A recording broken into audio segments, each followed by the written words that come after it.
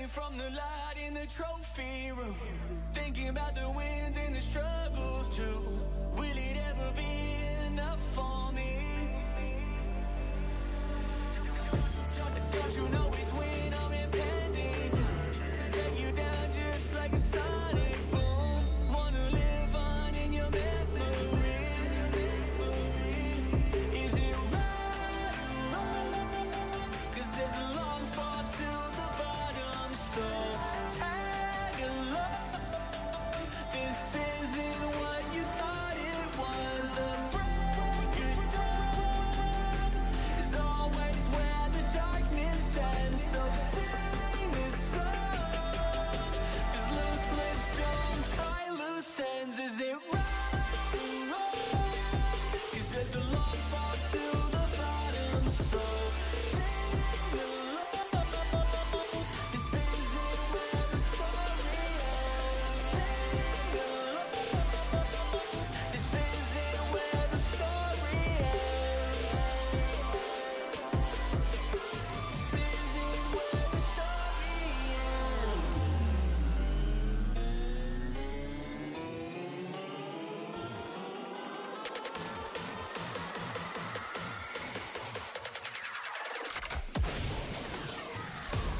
Don't you know it's when I'm in, don't you know it's when I'm in heaven. Wanna live on in your memory. Is it right? 'Cause there's a long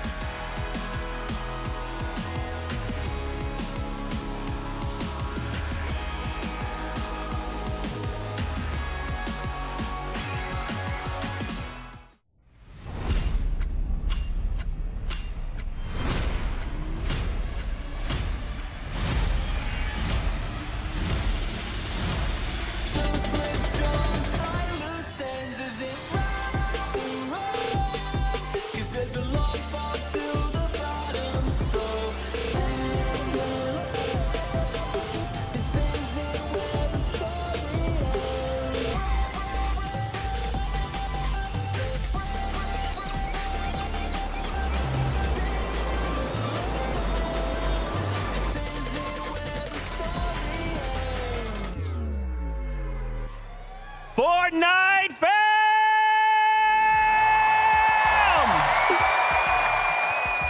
Welcome to the 2025 FNCS Pro-Am, coming at you guys live from the Galen Center. My name is Zeke. Joining me here on the analyst desk, it's Vivid, it's Tokata. We are here with a ton of fans. It's going to be a fantastic day. We're about to see some crazy games of Fortnite. There might even be a few little surprises along the way. Vivid, how's it feel? Oh, it feels amazing, Zeke. From all the way back when this event was announced, to the players getting announced, to the duos getting announced, to the event even kicking off a couple of days ago when all of the entertainment started then, all of the content creation around the event. Shout out to everybody making content here. It's been great. Vibe's been great. Exciting. It's been over 5 years since we've had a Fortnite Pro-Am, and just hearing the noise, the audience, the excitement before the matches have even begun. Look, we've got a global championship in France later this year, and it's going to be difficult to beat the excitement from this crowd. I mean, guys, if you guys are in the venue, can you just make some noise for the people at home? Let them know! No, I said let them know! That's without the players coming out. We still have so much hype to bring. Oh my gosh. Obviously, this is the FNCS Pro-Am. It's a little bit different, right? We just came off major number 2, and now we're taking it to a Pro-Am, bringing together for a reload. It's going to be a fantastic time, man. It's going to be awesome, right? Obviously, the FNCS circuit, it's included these majors for a couple of years now, but this little bit of a break that we have, right? This extended break between Major 2 and Major 3, filling in with the Pro-Am. Honestly, I love the vibe of it. So far, it's been super, super cool. I even got people here, and I'm like, you guys got to do this again. And we haven't even had the competition yet. Yeah, creators, pros from all over the world, right? We've got players from Brazil, OCE, Asia, NA, EU, all over the world competing here today. Oh man, now before we obviously get this all going, why don't we take a little tour around the venue, see who else is here with us. Frankie is standing by in the player lounge. I am. Typical Gamer just walked ahead of me in the shop, but that's absolutely fine because it's Typical Gamer. I think we can allow that. In fact, it is so busy in the player lounge, I wouldn't be surprised if it happens again. So let's try and walk to a slightly less busy spot as I talk to you about how the players are feeling. And to be honest, I think I'm more nervous than they are. These creators, they're used to the spotlight. These players, they're used to LAN. That means it's going to be an incredibly fierce competition. But hopefully, in a few minutes, they might let me grab them for a chat because there are so many big names here and they really, really want to beat each other to the incredible trophy you're going to see revealed on stage in just a few moments. There's so many friends and family here. And I just can't wait to see who Kelly has got over in the Creator Lounge, because I imagine it's as busy as this one. There is a lot going on over here, Frankie, or I should say that I am in the Creator Lounge right now, although it's looking a little empty, and that's probably because a lot of our creators are backstage right now getting ready, although I did just see Bucky walk across, so some of the creators are here as well. Guys, I am so excited for all of the action. We have 6 incredible games of Reload coming your way.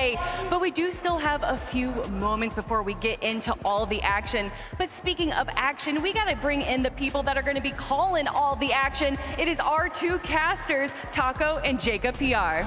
Thank you so much, Kelly. 5 years since the last FNCS Pro-Am. I remember me just a little bit shorter in the crowd, watching all the action unfold. Some of the creators that we're gonna see today were in attendance for that, and we got so many more. Yeah, and the ultimate highlight for us, Jacob, is that we have the best spectator POV. I mean, we'll get a chance to peep what's going on with the co-streamers, just a little bit off to our right, but also the crowd. I want to see these guys get loud because there's been so much trash talk, a lot of friendly banter. It's not going to be so friendly once they're on that stage. Yeah, and I'm going to be looking off into the crowd as the game goes off, as I'm calling all the action to see which side of the crowd is actually the loudest. Is the west side, the east side? Who are they actually rooting for? Because I know I got a couple of my favorites, Peterbot, but specifically Aussie Antics, probably one I'm looking out for. Yeah, I mean, there's been some mix-ups taking place. You know, streets have been talking for a long time, Jacob. Ever since last night, you could tell who's been grinding, who's been VOD reviewing, but I think Zeke and the analysts might have a little bit more to say on that. Thank you, guys. Of course we do, and we'll get on into all of that first. Let's talk about what we're doing here today. So, Pro-Am, what does that mean? Is it an FNCS? It is. but we're not just kind of doing the normal BR situation. We're actually taking it to reload.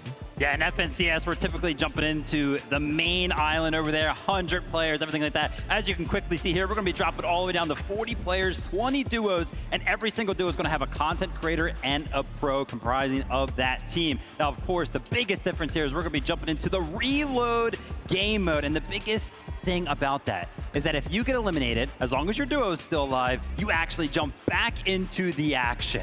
And that's going to be interesting when you think about the point system, because if we look at the points, you get 10 points for a victory royale, but each elimination counts as 1 point. So if you get 10 elims, Zeke, that is the equivalent of a victory royale. I would not be surprised if we see these duos playing extra aggressive today. Yeah, I mean, you look at someone like Peterbot, right? Someone like Colt, who are very elimination heavy. They're very elimination hungry. This could be really good for them. Like you said, you don't even need to win a game. If you're just going frag crazy, you might as well just be coming out in first place. Yeah, I mean, it's super, super cool. Obviously, you know, being in the environment that we are, players and content creators arriving days ago, they've had a ton of practice. They've kind of been jumping in the cups. We had a couple of practice schemes yesterday, and let me tell you something, that reload format, the ability to kind of jump back into the action, it created so many fights in the early game. We're going to be action-packed today. Yeah, not only in the practice games, but also in creative. We had creators 1v1ing, pros going against creators, pros going against each other. There has been non-stop action. Oh my gosh, we are just so unbelievably excited. But of course, we have to ask the question, are the players excited? Am I excited for the Pro-Am? I think there's so many wild cards. Anybody could win this. The energy is insane. It's going to get serious pretty quickly. I mean, we're here and we're ready to win. I'm very excited to be here. We've got people here who have almost made grand finals or made grand finals as creators. I think there's going to be a lot more variance just because of the mix of the different skill levels. I think there will be a lot of pressure for a lot of people. Yeah, I do have something to prove. I'm going to prove that I'm the best content creator here. It's a chance to see the best players in the world try to carry people like me, so it has a kind of a fun element to it. All the biggest influencers in Fortnite, competitors in Fortnite together in a room. Content being made is just like so much fun. I can't wait. I'm blessed with a great teammate. Competition looks slight. I mean, it's going to be a great day. We play together really, really well. I think everyone's going to see that at the Pro-Am. Anything can happen. It's going to be very, very chaotic. You have Lacey and you have Clicks. If you want to mess with us, please, free 2 elims on the board. Courage AD in particular needs to watch out. I feel so bad putting him back in the lobby. Eliminate Cypher PK, eliminate Nick A30, and then maybe eliminate the pros too. 100%. I think we are going to win this. Not like what it takes, we're just going to win. Galen Center, how about that, your players? Now, these players, they've been talking some wild games, some big game. They're saying they're going to eliminate each other one by one when they hit reload later today. However, I've been talking some big game because I've been saying you guys are the loudest crowd in esports, and now I need you guys to have my back, okay? I need you to prove me right. So 1, 2, 3, make some noise! It's not bad. It's not bad. It was good. I think we could be even better. So I am gonna borrow some words from my good friend, Mr. 112K. FNCS Pro-Am, are you ready? Are you ready, Zeke? Frankie, after that, I am ready. Oh my gosh, you already heard this crowd roar. And again, we've not even brought the players out, okay? Before the cameras went on, we had the players onto the stage. They had a moment to kind of set up. We already started to hear both sides of the stadium go crazy. It is going to be an exciting time. First off, welcome back, Kelly. Yeah, I got rebooted. You got you got some fans as well. Thank you guys. Always show love to Kelly. We appreciate that. So guys, what is at stake here? Let's talk about that prize pool. It's a $500,000 prize pool, but for first place, $50,000. I mean, you know, a lot of people are talking about why are we here? Are we here for the engagements? Are we here to have fun? $500,000 prize pool is a pretty big reason to be here and compete, Vivid. Yeah, I mean, I'm going to be very, very cliche here, and I'm going to say, yeah, you know, the players, the content creators are going to be competing for the money.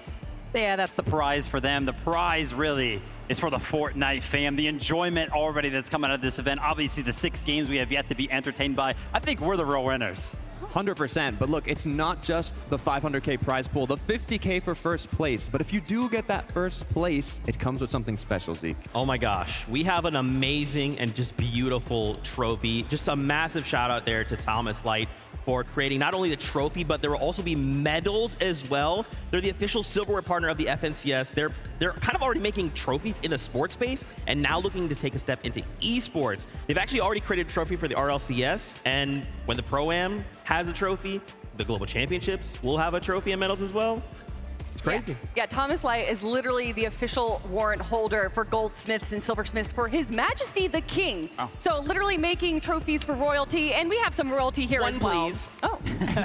And I mean, we got to be honest with ourselves, right? The trophy is what everybody wants. That's what competition's all about. I personally never ended up earning one. That stinks for me. But the opportunity for everybody here to go ahead and claim that trophy, right? Have it in the back of their setups at home when they're creating content, when they're on stream. That's what it's all about. And we've got some players here that have those trophies in the background. Booga's competing here today, but there's also a lot of creators and players that do not. And today's the day to get one. That's right. Okay, guys, let's do this. We got to take a look at our lobby list. Who is competing here today? If you missed out on Duo Day, don't worry. We've got you covered. Here is a look at all of the duos we'll be seeing. Now, let's start to kind of talk about some of these. Obviously, before everything kind of started and we knew Peterbot was coming in, everyone was thinking, okay, who's getting paired up with Peterbot? Who could it be? You know, who's going to walk away with this legend of the scene? Turns out it's Aussie Antics. When you pair them together, yeah, crowd, you guys can go crazy. That's fine. When you pair them together, this is a terrifying duo. I mean, literally the two faces of competitive Fortnite. Peterbot, the best player in the world, arguably, Major 2 reigning champ, global champ as well. And then Aussie Antics, who does every single viewing party for every single event ever. And the two of them together, although I will say, when we announced this pairing, Aussie, very excited. Although Vivid, I saw a little bit of fear, a little bit concern in his eye, because being able to keep up with Peterbot is a feat in itself. Well, let's be honest, Aussie Antics is not going to be able to keep up with Peterbot. Peterbot is literally the GOAT of Fortnite right now. He's on one heck of a run. But everybody's like, yeah, who was going to get paired up with Peterbot? On the flip side of that, well, who was going to get paired up with Aussie Antics? I actually think this worked out very, very well. For anybody who doesn't know, Peterbot's been like a 40+ month sub to Aussie on Twitch, right? So like, he knows, he's very, very comfortable being around Aussie. You know, he knows how he works. He knows how dedicated he is to the game. This duo honestly worked out very, very well on both sides of the coin. And I love the way they're playing. We could see a bit of it in the practice games yesterday. Aussie Antics, he's got double chug jug, he's got medkits, he's got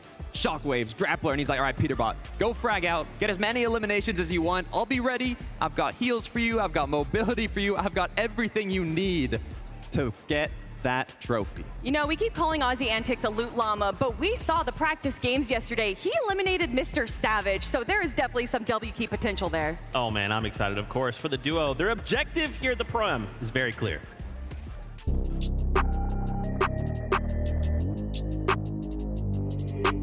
When it comes to our play style, I'm just gonna key a little bit in the beginning, try and get us some free elimination points, and then we'll start playing passive towards 5 or 6 minutes into the game. I just gotta stay alive. That's my plan.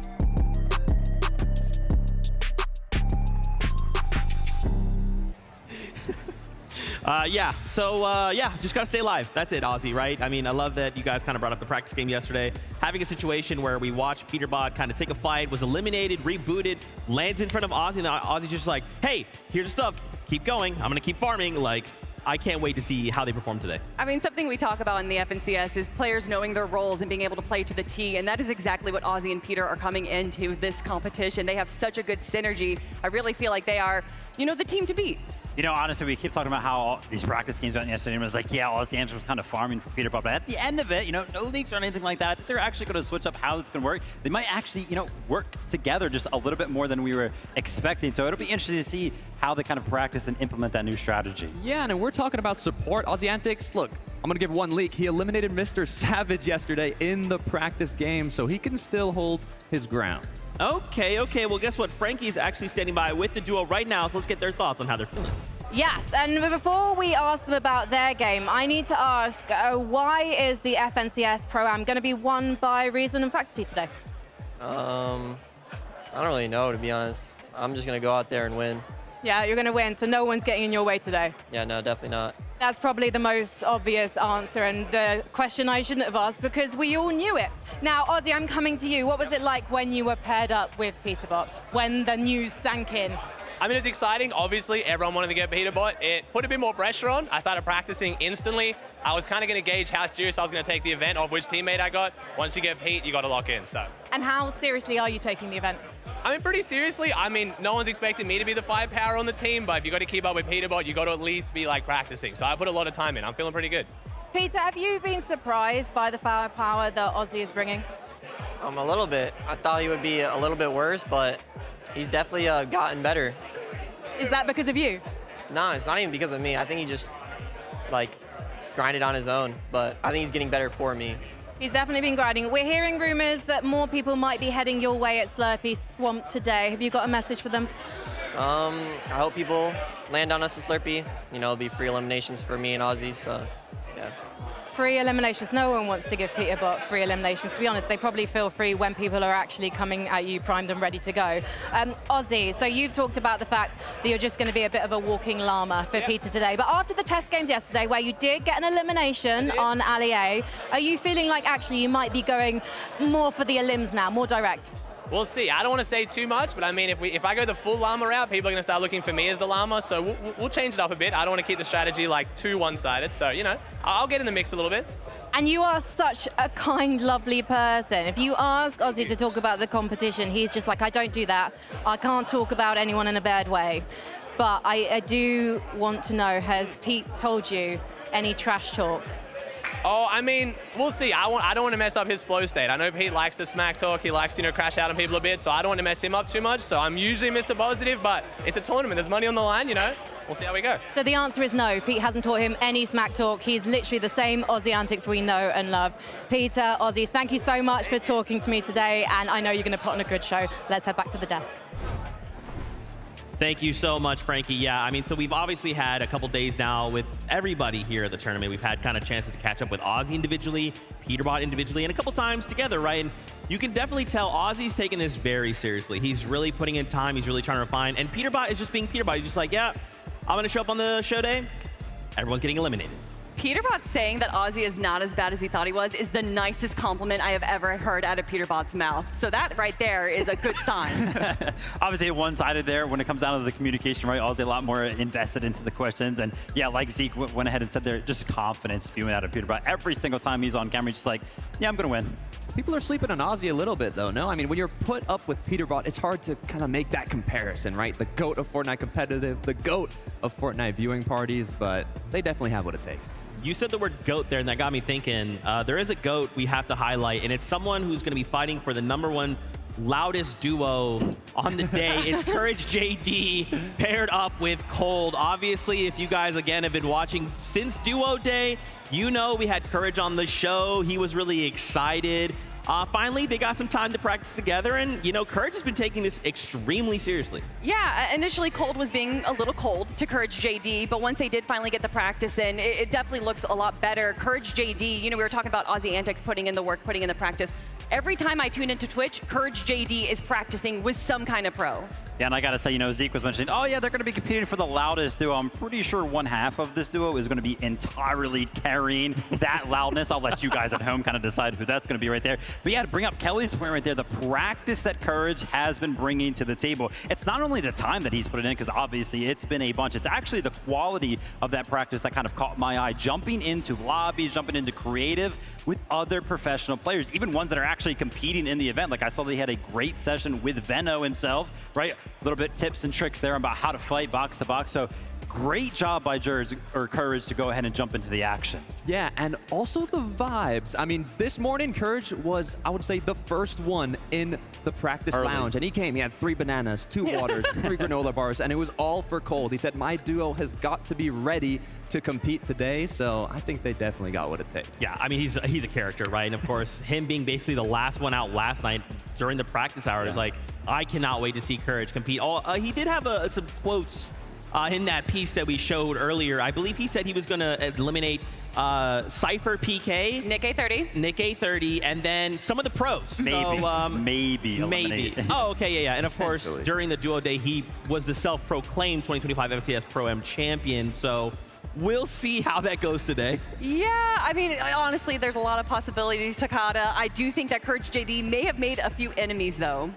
Definitely made quite a few enemies. You can even think, I'm gonna take you back, okay? 2018, the Fortnite Pro-Am. Courage actually got second place. And, you know, Cypher was talking about it. He competed back in the day. Also, Ali A, who got 5th. And Courage was like, you know what? As long as I place higher than Ali A, I'll be happy with that. That was a long time ago, Tokata. That was a long time ago. But, you know, look, this duo is perfect for each other, right? Like, obviously, the quiet nature of Cold, who's going to be kind of slipping in and out of builds, eliminating players. Courage being a loud voice to distract people. I mean, you know, why don't we just hear what they have to say?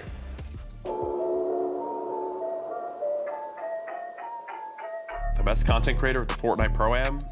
I got my player. I know my player. Go ahead. Who is it? Cypher PK.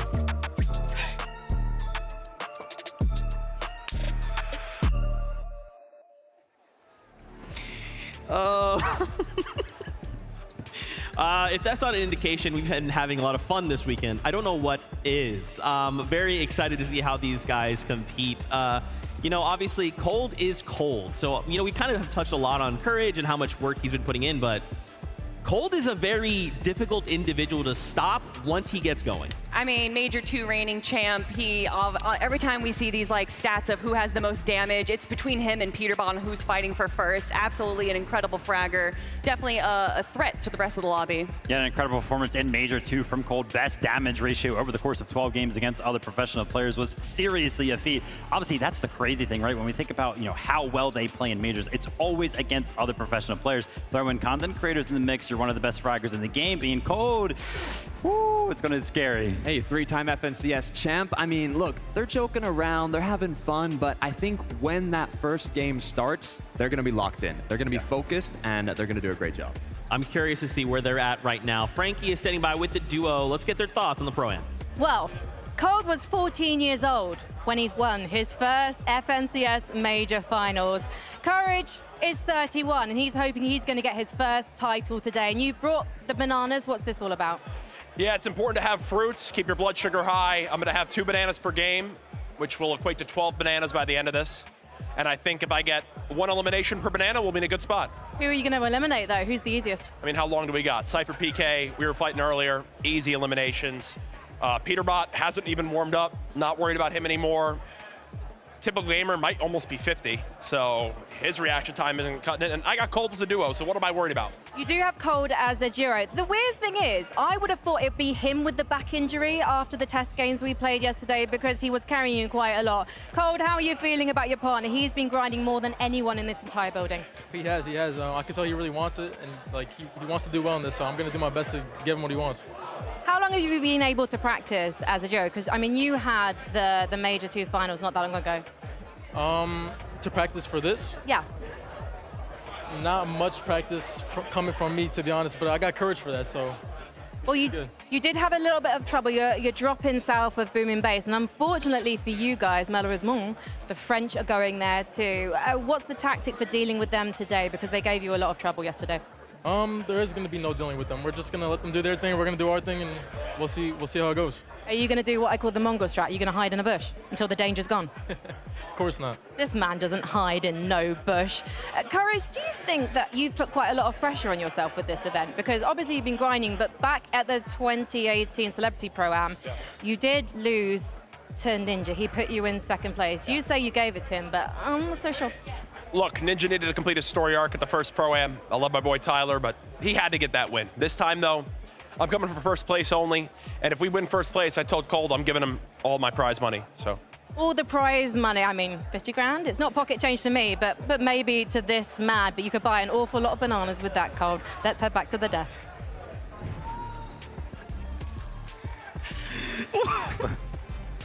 Well, I think they broke Zeke. I'm fine. Everything is fine. Everything is great. Always a big fan of Courage JD, a true OG in the scene, and of course, I love seeing him paired up with Cold. They both seem in very high spirits, which I'm excited to see. That means at whatever happens, we're going to be hearing Courage JD on that stage. Oh, 100%. I think that for this duo especially, that they are just here for the vibes. But I think that throughout those vibes, they also just might get a few wins as well. Yeah, I mean, the approach to this tournament is just completely different. I love how Cold's answer to, oh, you know, how much practice have you guys kind of been putting into the tournament? He's like, oh, well, me? Really not much. But that's what I got Courage for, as if, like, Courage has put in so much practice that it's, like, taking up how much Cold's supposed to practice. Like, Courage has practiced so much for the both of them. Look, all I know is no other player is going to have more than 12 bananas. Will that actually help Courage? I don't think so, but hey, you know, it's the spirit that counts. Okay, all right. Now, the spirit of what I would like to see today is someone win their first LAN title. Thomas HD, paired up with Somerset, which is kind of a terrifying duo. And guys, I will go ahead and admit something to you now. When Duo Day happened, obviously we were seeing the duos announced come together, and I kept, you know, I was going one by one. I saw Thomas HD and Somerset, and I thought, oh, that's really cool, and I kind of moved on. Then I had to kind of stop myself and take a kind of step back and wait, well, hold on, Zeke. Did you read that right? Thomas HD and Somerset? Yeah, leading up into this event, a lot of people make their prediction list, top 3, top 5, and this duo is in pretty much every single person's top 5 list. And there's obvious reasons why. I mean, Thomas HG is the best player in Fortnite to never win an FNCS title. I don't even know how many second places he's won. And then, of course, you have Somerset, winner of multiple votes, as well as getting 3rd place at the most recent Milk Cup LAN. I mean, they are incredible competitors, and having that competitive mindset is definitely going to set themselves up for success. Yeah, this duo has put us in a little bit of a gray area, right? We're supposed to have a professional player on one side, content creator on the other side. Obviously, Somerset, great content creator, but she is just so invested in the Fortnite competitive. I think nobody would bat an eye to call her a professional player in all regards. Like, you saw 14,000 hours streamed, all of that being invested into Fortnite competitive in some way, shape, or form. And not to mention, right, Fortnite is an esport that continuously gets harder, right? Throughout your career, it's just harder to kind of come into it. Everybody's getting better. Somerset is also just getting better, right? Earlier this year, making it into FNCS East, which was a feat for her. So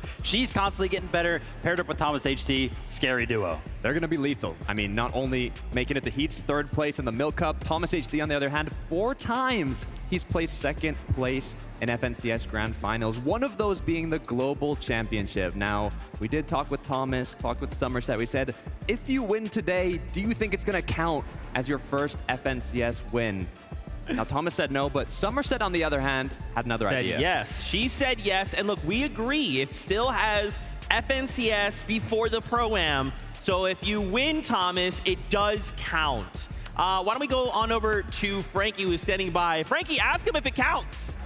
Hello, I have got a very terrifying duo next to me. They might look sweet and innocent, but these two are going to have an absolute party when we hit Slurp Rush later. Thomas, when you first played Reload and this map, you must have been so excited because all of those weapons, have you got your name practically written on them? Yeah, I do. Like, I like using the Mammoth pistol, for example, and the sniper. So, yeah, I like the weapons. It's kind of terrifying watching the two of these guys play. What was your reaction to getting Thomas? Oh, I was astonished. I was very excited. I mean, he's literally the Sniper King in absolutely everything. So to hear that, it was, I knew we would definitely be able to get some, you know, eliminations out of the air for sure. You're known for your disgusting aim with the sniper as well. Tell me, how on earth are you deciding who's doing what in game? Because you've got a very similar, powerful skill set. I think it's pretty apparent that he's very good with the super long range. I'm kind of here to just support and follow up on whatever he absolutely needs just to get us through to the end game. Now, you haven't had much of a chance to practice together because you've been separated by the Atlantic Ocean. But from watching you guys perform yesterday in our test games, it feels like there's a very natural chemistry. Is that right? Has it come quite naturally to you two as a duo? Yeah, I would say it does. I mean, I feel like we bounce off of each other pretty well, aside from me jumping in front of crash pads, but I'm learning as we go. There have been a few accidents we have seen with the mobility items so far here at the Galen Centre in the past couple of days, so don't worry about that one. You're not alone, Somerset. Thomas, tell me about the off-spawn situation. You are dropping south of Steamy Stacks, but there's a lot of very good duos landing either side of you. So what's the idea here? Are you going to stick around and try and get some elims? We might be contested, but I'm not sure. I think Seti and Dea was going to land on us, but yeah. We will see. We'll just claim the split we have there, and yeah, we'll just try to make it to end game. Well, all I know is it's going to be very, very entertaining watching the two of you. Thank you so much for talking to me, and good luck. Let's head back to the desk. Thomas HD said a word there, a phrase, called out a weapon specifically that kind of just got me excited. Mammoth Pistol. Mammoth Pistol being in reload. You throw one of those in the hands of Thomas HD, he's going to start hitting headshots. Oh, he's definitely going to start hitting headshots, right? We're talking about the Pro-Am right now. I remember when the Mammoth Pistol was in FNCS competitive, right? When we were having one of those majors, then it was like, wait a minute, we're running highlight reels of the game, and they're all of Thomas with a Mammoth Pistol. This isn't a Thomas highlight, it's just of the game, and it's just all of Thomas. He is just so good with weapons like that. Look, they're definitely going to do a great job, but some duos are uncontested and some aren't. One of them that is contesting each other at the northwest side of the map is going to be Clix and Lacey against Veno and Reddish. Now, this is going to be an interesting one, Z. Oh my gosh, are you kidding me? Like, on one side, old friends, old duo mates split up and now having to go head to head. On one side, you've got Reddish, who, again, kind of teetering on that like gray area of content creator pro. And then you've got Lacey, who is like basically an old-time pro, and he still says he is. Does that count? I don't know, but this is an exciting head-to-head. I feel like a few people would put asterisks onto that FNCS Pro, Clix being one of them. But yeah, Clix and Veno, like you were saying, old teammates, old roommates. They literally played the last FNCS Global Championships together. Obviously, they did split up this year, Veno going back to Europe, but having them go face-to-face, I don't know if there's going to be too much fighting, Vivid. Yeah, I'm happy that you kind of hit home on that, right? I think they're both going to be happy with taking the loot that they get from Steamy Stacks. A pretty big POI for the both of those duos. I want to focus in on Clix and Lacey as a duo. Obviously, in Fortnite competitive, you know, it's very, very important to go ahead and farm your mats up. My only question with this duo, though, are they going to be able to take a break from farming those engagements to go ahead and get a couple of materials, right? Are they going to have too much fun with the event, or are they actually going to try to win? Definitely going to be farming clips. Mats, on the other hand, that's the issue. If we think about how both of these duos play, Clix and Lacey, I was watching some streams. Lacey's like, I'm the IGL. I'm the pro. I'm the IGL. Clix is like, what do you mean? No, I'm the pro. I'm the IGL. Lacey's like, no, no, no, no. So they're kind of going back and forth, but I do think they will lock in when the time comes. Now, on the other hand, Veno and Reddish, they are locked in. One of the first in the practice room. Veno's going to be IGLing. They definitely have what it takes. I'm excited to hear from this next interview. Frankie's standing by with both duos. Let's go on over. Thank you so much. And this is an interesting LAN reunion because the last time these guys were playing in person, it was at the Global Championships in 2024, and you were playing together. You placed 11th, and now you're broken up. Do you prefer it this way, Veno? I don't miss them. I can't win championships with them. Okay. Excuse me, this man bought you a watch. Already. Bought him a watch, and by the way, he was the reason we didn't win FNCS. I don't know if you've seen when we got 4th place. We were first place 9 games in. The last 3 games, he didn't listen to our coach. Did a dead side rotate, wrong rotate, pew pew. We're done. We're literally eliminated. And so you sent him packing back to the UK. Yeah, I sent him back to home. Well, thank you so much. Let's talk about the competition that's going to happen, because Veno, you have a new teammate in Reddish, and she can frag very reliably. We saw you guys performing really well in the practice sessions here yesterday. Reddish, tell me how this teamwork is working. I wouldn't say I'm necessarily a fragger, more of a support player. This guy killed Peter Bullet in a couple of games yesterday. I think we're ready, and I'm there to support him.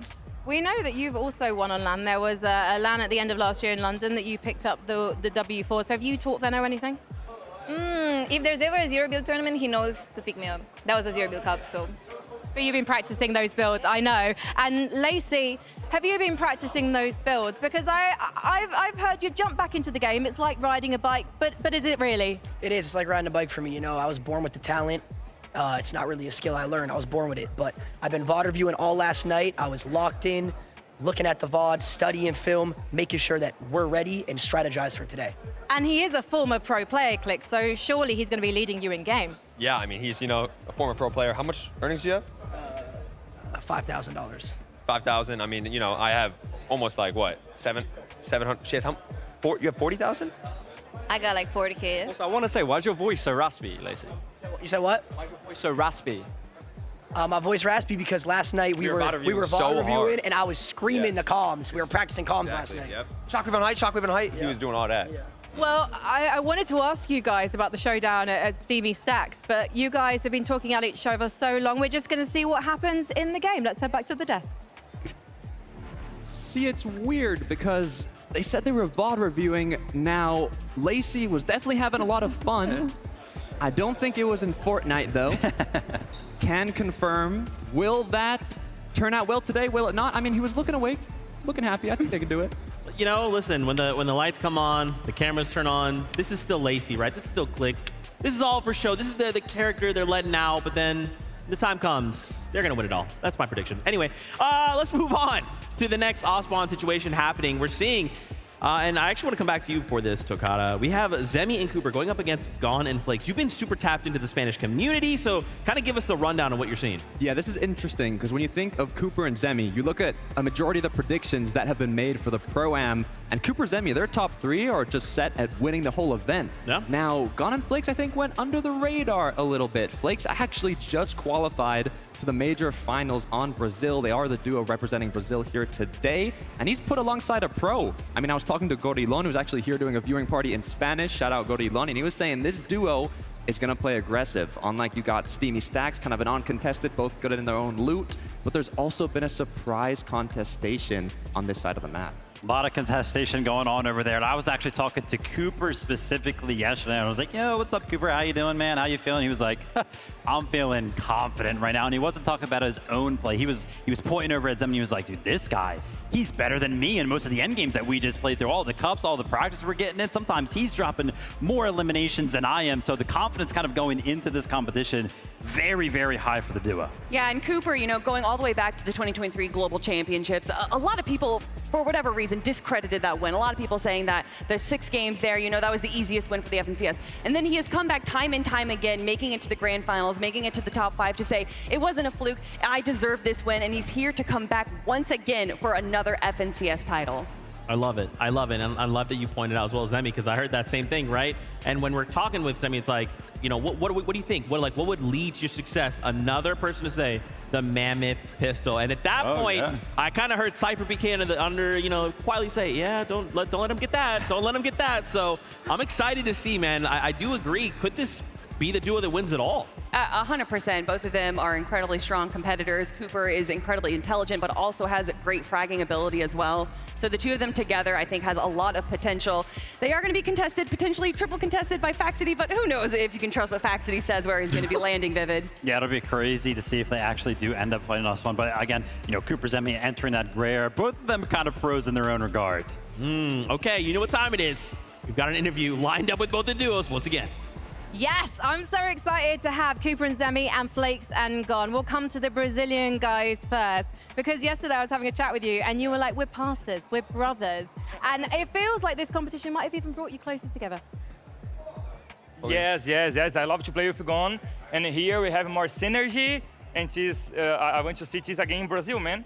In our competition in Brazil. We are friends. Like we talk like a year. We're talking like for a year. We play a lot of tournaments together before the Pro-Am.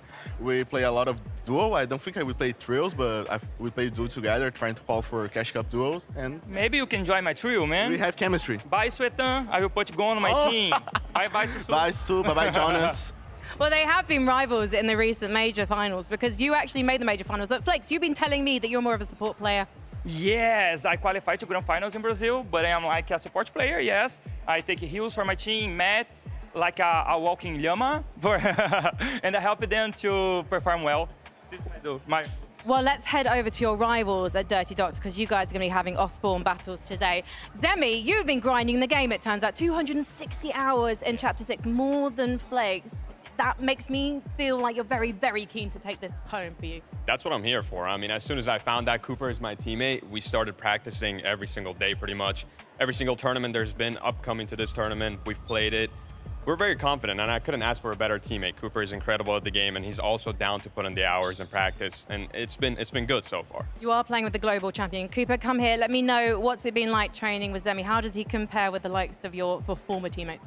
It's been really good. I think he picks up things really quickly as he competes at a high level with zero builds. So it's been a lot easy to adapt to, and overall he's been a great teammate, and I'm stoked for today. Right, this has been a little bit too nice, okay? We need to turn up the heat, and we need to find out who is going to be the dons of the Dirty Docks today. So, Zemi, why are you taking it today? Listen, we're gonna take it because, again, I think we have slightly more practice than you guys. You guys are a great team, but we've had more practice, man, and I think it just comes down to the preparation. Best of luck, though. So he's had the practice, but you guys, what have you got? Bro, chemistry, yes. We play out for a lot of time together, Gone. We have the Disney Holo. Yes, the Desenrolo from Brazil, the Brazilian Desenrolo. They understand after the tournament. So it's the kings of Desenrolo versus the guys who put the work in. Who is going to reign supreme at the Dirty Docks? Maybe the desk can give us an idea. I love that Frankie's like, all right, guys, fighting words. And Zemi's like, yeah, you know, we're going to win. Everything's cool. Everything's nice. Good luck. We're going to win, though. And it's like, Zemi, give me something. Give me more, man. I love Zemi, though. Obviously, we are very excited to see both. And not only just these two duos going ahead, but everyone competes. So let's do something fun. Let's talk about predictions. Who could walk away winning it all? We've put our heads together. We made some predictions, and here is a little look here. Who wants to go ahead and start? Well, first of all, he says we put our heads together. We didn't. We all kept the secrets from each other because we're very competitive in our own right. And as you can see, Takata and I, we have the same choice, the French gentle mates of Nikov and Podesai. If you guys watch the practice games like we did yesterday, they would be your choice as well. Look, I don't want to leak anything too early, but when the Pro-Am was announced, I think they went under the radar a little bit. They weren't in those top 5, top 3 predictions, and then we got here. We were seeing how much practice they were putting in, how well both of these players were performing, and everyone's like, wait, hold on a second. What's going on here? This duo is looking insane, and I do think that they have what it takes to come out on top today. And you know, we joke about Lacey and Stable Ronaldo being these ex-FNCS pros. I mean, Podesai Nikov has been playing since the World Cup. He has been a competitor for a long time. And although he may have not been competing for the last few years, understanding what takes priority in a competitive mindset is so valuable. I can't lie, that duo kind of made me bat an eye, but me and my boy, Jacob PR, sticking to our NAC roots. We know who dominates over there in the majors. It's going to be Peterbot paired up with Aussie Antics. You want to know something, Takata? This actually surprises me because earlier on you were like, oh my gosh, it's 1 point per elimination, only 10 points for the Victory Royale. Obviously very, very heavy when it comes down to the elimination-based format, right? Peterbot has had the most eliminations over the past 5 FNCSs on his region, and he has only been beaten actually globally 1 time, and that was by Vico. Constantly gets the most eliminations. We're in an elimination-based format. I've got Peterbot. Now, hold on. Here's the problem, though, Vivid, because Peterbot is Peterbot, but as we saw in the practice games yesterday, if he goes down, there's a lot of duos close by, like Monger, who says, oh, I happen to have a Mammoth. You're still in the air. That's a free point from me. I got something for you, Zeke. It don't matter. It's Pete. Hey, he got me. He got me. But my prediction is Clix and Lacey because it's Clix and Lacey. They are going to win. Now, of course, I know what you guys want. You guys want to meet some of these players. You want to see these duos in person. So why don't we go ahead and bring out the first 4.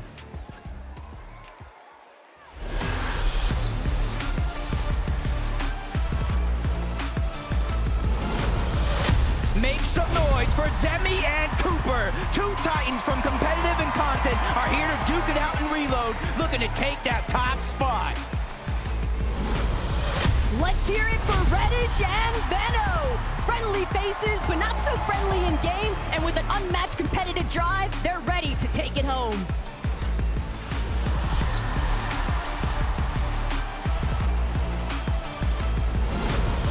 It's Big Vaxity and Reason. Even though these guys are a last-minute duo, they will not disappoint today, mixing great content with brute force. You gotta get loud for Kanata and Stable Ronaldo. This energetic powerhouse is ready to get the party started.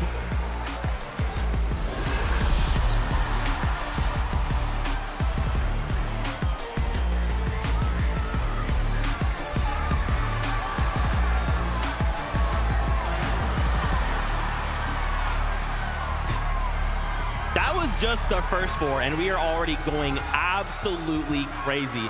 I am so excited to see Faxity and Reason play. Faxity being the last-minute sub in there. Just so excited to see him compete on this stage. He's been running around. He's been talking to people, giving insights, you know, trying to learn and grow. And I feel like he is so focused right now. And you pair him up with someone like Reason? Yeah, no, I mean, Big Faxity, you know, a lot of people look to him as, you know, viewing party, a little bit of content, very close with a lot of the players, but he is also pretty dang good at Fortnite. Yeah, I mean, a lot of his content actually revolves around being involved, being in calls with other pro players, so he's constantly in those conversations, right? Not to mention also doing all of those zone Wars. Shout out to Faxley, right? Such a big career. He's got a lot of momentum going on in the content craze. You saw him throw up the X, rep the set, recently joined X Set. Oh yeah, I love supporting my fellow NA West players. You mentioned the Zone Wars, also very good friends with Reason. The synergy is gonna be at an all-time high with this duo. You know, you talk about synergy. I like the word chemistry. Canada, Stable, Ronaldo. This is the other duo that's competing for the loudest duo They're not at competing. the Pro-Am. No, they win. They already won. I think through the player lounge, we've seen that they have already won that. I mean, honestly, when this duo was announced, I was very excited, but also a little scared. Not for the rest of the competition, but for the audience members. It is going to get very loud from this duo. It's been mentioned already that coming back to the game, and we were talking to Lazy, it's just like riding a bike. I think the person who's jumped back on that bike the best has actually been Ronaldo. His mechs look very, very clean. Oh my gosh, look, I'm getting word. I would love to keep talking about these duos, but we got next 4 to meet. Bring them in.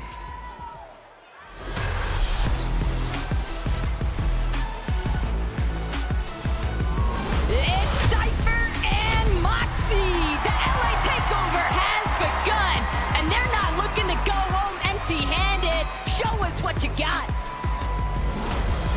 Ladies and gentlemen, it's Mongrel and Allier, Britain's finest, some might say, with tons of experience in the bag. They're ready to put others in the bin.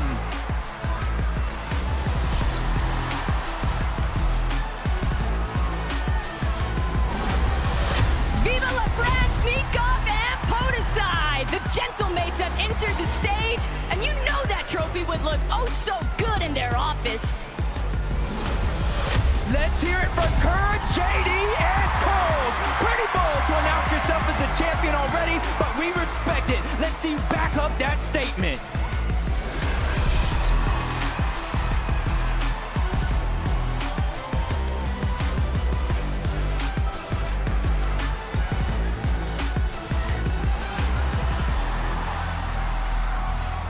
Oh man, and a quick shout out there to our friends over at Make-A-Wish. We had some very special friends come out and kind of get to feel the crowd, feel the vibe in those few moments. We wanted to highlight here Nikoff and Podicide. I mean, guys, this is the duo that pretty unanimously everyone seems to believe these are the guys. These are the ones that are going to win it all. I mean, yeah, we already briefly talked about them just a few minutes ago. Absolutely incredible competitors. You know, ex-FNCS Pro joined by a current FNCS Pro is quite the dynamic duo. Yeah, I mean, always being involved in the viewing parties, knows what's going on with Fortnite competitive, staying in tune, grinding in the shadows, paired up with Bodasai and Nikov. They're looking scary. We do have the Global Championships in France later this year, so, you know, maybe they want to give us a little sneak peek of what we might see. All right, all right. We also had a chance there. You heard the crowd go crazy. Cypher, PK, and Moxie coming together. I mean, I feel like the stadium, they've chosen their winners. Oh yeah, I mean, landing over an East Slurpee Swamp right there, they have a great position, but also Cypher PK, even though he is a content creator, he is an incredible competitor. And then of course, Moxie, winner of the Milk Cup, one of the best female Fortnite pros in the world. Yeah, a lot of potential here for this duo. Talked to Cypher, he was like, yeah, I love my duo. We got the same game plan. We're jumping in, feeling confident. I love it. And again, shout out to Make-A-Wish, Luca, Tyler. Thanks for hanging out, but it's time. Let's meet our next 4.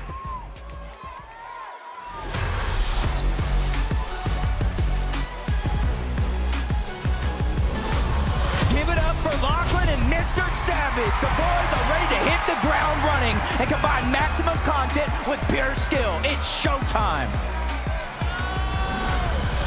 Everybody say hello to Regs and Nate Hill. They've got LAN events, they've got experience, and they're making for some fierce competition.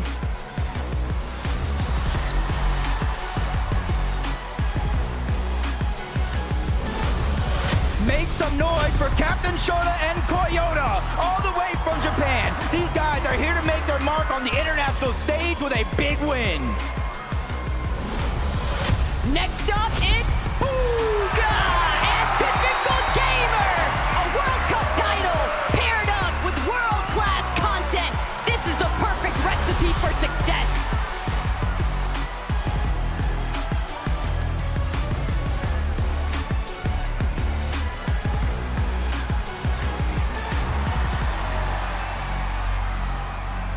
Whoa, TG, my fault, OG. I did not know you were absolutely yoked. Oh my gosh. Once again, the crowd have chosen their favorites. It's typical gamer. It's Bugha. You can hear the crowd is electric right now. Man, what more could we say about these two OGs of the Fortnite scene? Look, I almost got shaken off the stage. When Bugha and Typical Gamer walked out, I literally almost fell off with how excited the crowd got. But that's at no surprise when you pair up the most followed creator in the Fortnite space alongside the World Cup Solos winner. It's what to expect. You know, the reload game mode throws a bunch of old items, old weapons that we've seen in Fortnite competitive before. And if any's going to be good adapting to any sort of meta, any of those items, it's going to be Bugha, the guy with the most experience. And I mean, you look at Typical Gamer, he was competing in NA West FNCS, and he was able to make it through the qualifier. He is also in one of those gray areas, like you like to say, Vivid. Okay, what about Shota, Koyota coming in from Japan, man? I mean, listen, they've got the rock, paper, scissors on lock. The question is, who's throwing paper? Look, I'm going to ask you a question, Zeke. I was actually taking a peek in the player lounge. Koyota was 1v1ing Peterbot in creative. What do you think won? It's got to be Pete, man. Koyota actually won 5-3 in 1v1s creative against Peterbot. So he's got the mechanical skill on deck. Also has some little surprises that we've seen in terms of game strategies, so I think they have what it takes. That's the thing with Koyota. Every single time that he shows up to one of these international events, whether it be globals, whether it be a Pro-Am, everybody is always quickly reminded he is just so good, especially when it comes to mechanics. I mean, there's a reason they call him the Asia's Peterbot, man. He is such a phenomenal player, and like you said, super innovative. I remember back when we had jetpacks in the game, he was literally eliminating people in the air. I'd love to see it again. Woo! Let's hope there's jetpacks in reload, but for now, let's meet our next 4 duos.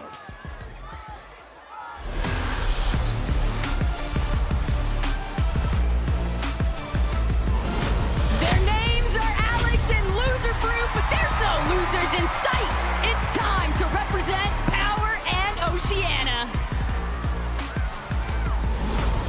Give it up for Daya and Seti, both land winners with a bunch of experience, ready to give it their all in the FNCS Pro-Am tonight. Good luck.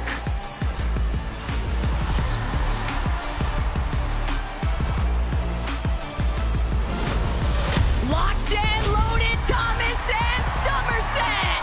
This lobby better watch out, because with these two around, first is the only thing on their mind. It's Aussie Antics and Peterbot. We're in for some action with these guys today. Can they live up to the expectations from the community? Time to find out.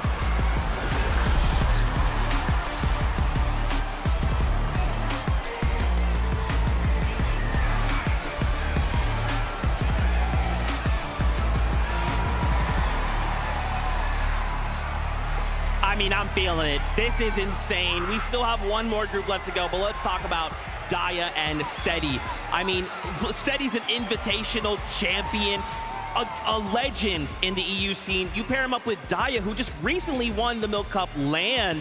I mean, you know, Viv, this is looking like a really strong duo. You mentioned it, right? Both of them have that LAN experience, not only LAN experience, LAN winning experience. I mean, I swear this duo should be good on paper. It'll be interesting to see if they can actually fulfill all of the hype coming into the weekend. Yeah, when you think of EU competitive and a new season starts, the pros, the players, the duo, the players that they look at first is Cammy and Seti. They're always ahead of the game in terms of meta, in terms of how to play this season out. So I would not be surprised if they're also going to be ahead of the meta going into today. They are going to be contested at Logjam by Thomas and Somerset, but honestly, if there is a duo that could probably come up with a strategy real quick with how to deal with that duo, it is going to be Daya and Seti.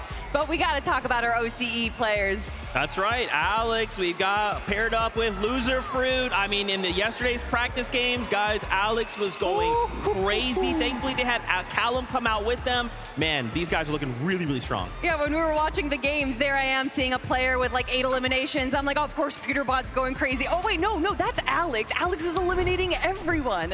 Another one of those instances where we're reminded by one of these international players kind of joining us here on the stage that they are just so good mechanically. I was talking to Alex just before we started, and he was like, yo, Vivid, like, hype me up. I'm like, dude, what are you talking about? I don't need to. You were dropping crazy elimination yesterday. Just do that again. Everybody will be hyped for you. 100%. 4-time FNCS champ on OCE. You were mentioning it, Kelly. He had the highest amount of eliminations in any of the practice matches yesterday. I have a very small insight from Loser Fruit as well. We had a very deep conversation. Said, Loser Fruit, what do you want out of the weekend? She said, I want one thing. One elimination onto Lachlan. That's it. With that being said, one final wave of duos. Bring them in.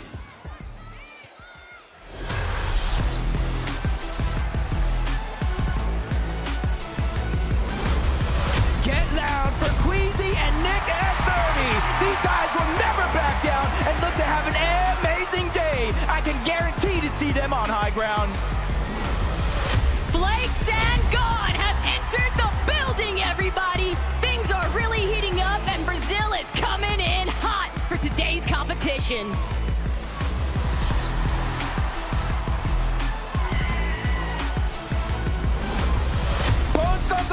Jacob and Cami, bringing the pride of Poland all the way to Los Angeles. Let's see if this duo can live up to the pressure of the competition. It's your content kings, Quicks and Lacey.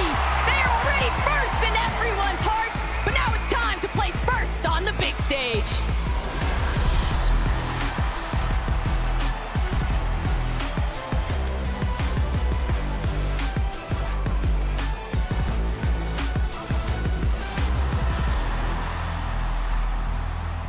The hype is real. The players are now taking the stage, and we are getting ready for our first game. We wanted to talk about here for a moment Cami and Jacob. So not that long ago, we kind of talked about Seti, right?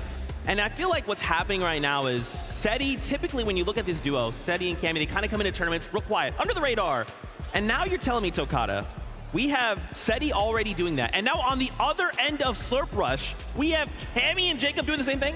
That's the interesting part, right? They are literally on the complete opposite side of the map. Now it's a full Polish duo, and when we think of strategy, we think of meta. I know they have something hidden up their sleeves. I always see them practicing. They are always locked in, and I'm excited to see kind of what that secret's gonna be. A couple of our duos competing today, obviously they're flying under the radar. It's no surprise that Cami and Jacob are one of those duos, but I think they're comfortable being like that, right? Cami and Seti kind of like to do that when they're playing those FNCS majors, so no surprise that we're not really hearing a lot about this duo right now. You're talking about teams flying under the radar. A team not flying under the radar is Nick A30 and Queasy. I mean, what a combo. You can already hear the cheering again. Nick A30 is such an incredible personality for Fortnite, joined by Queasy, one of the best IGLs to Kata. What's interesting about Nick A30 is before Fortnite, he was actually studying to become a doctor. So now paired up with the GOAT IGL, he is gonna have all the resources needed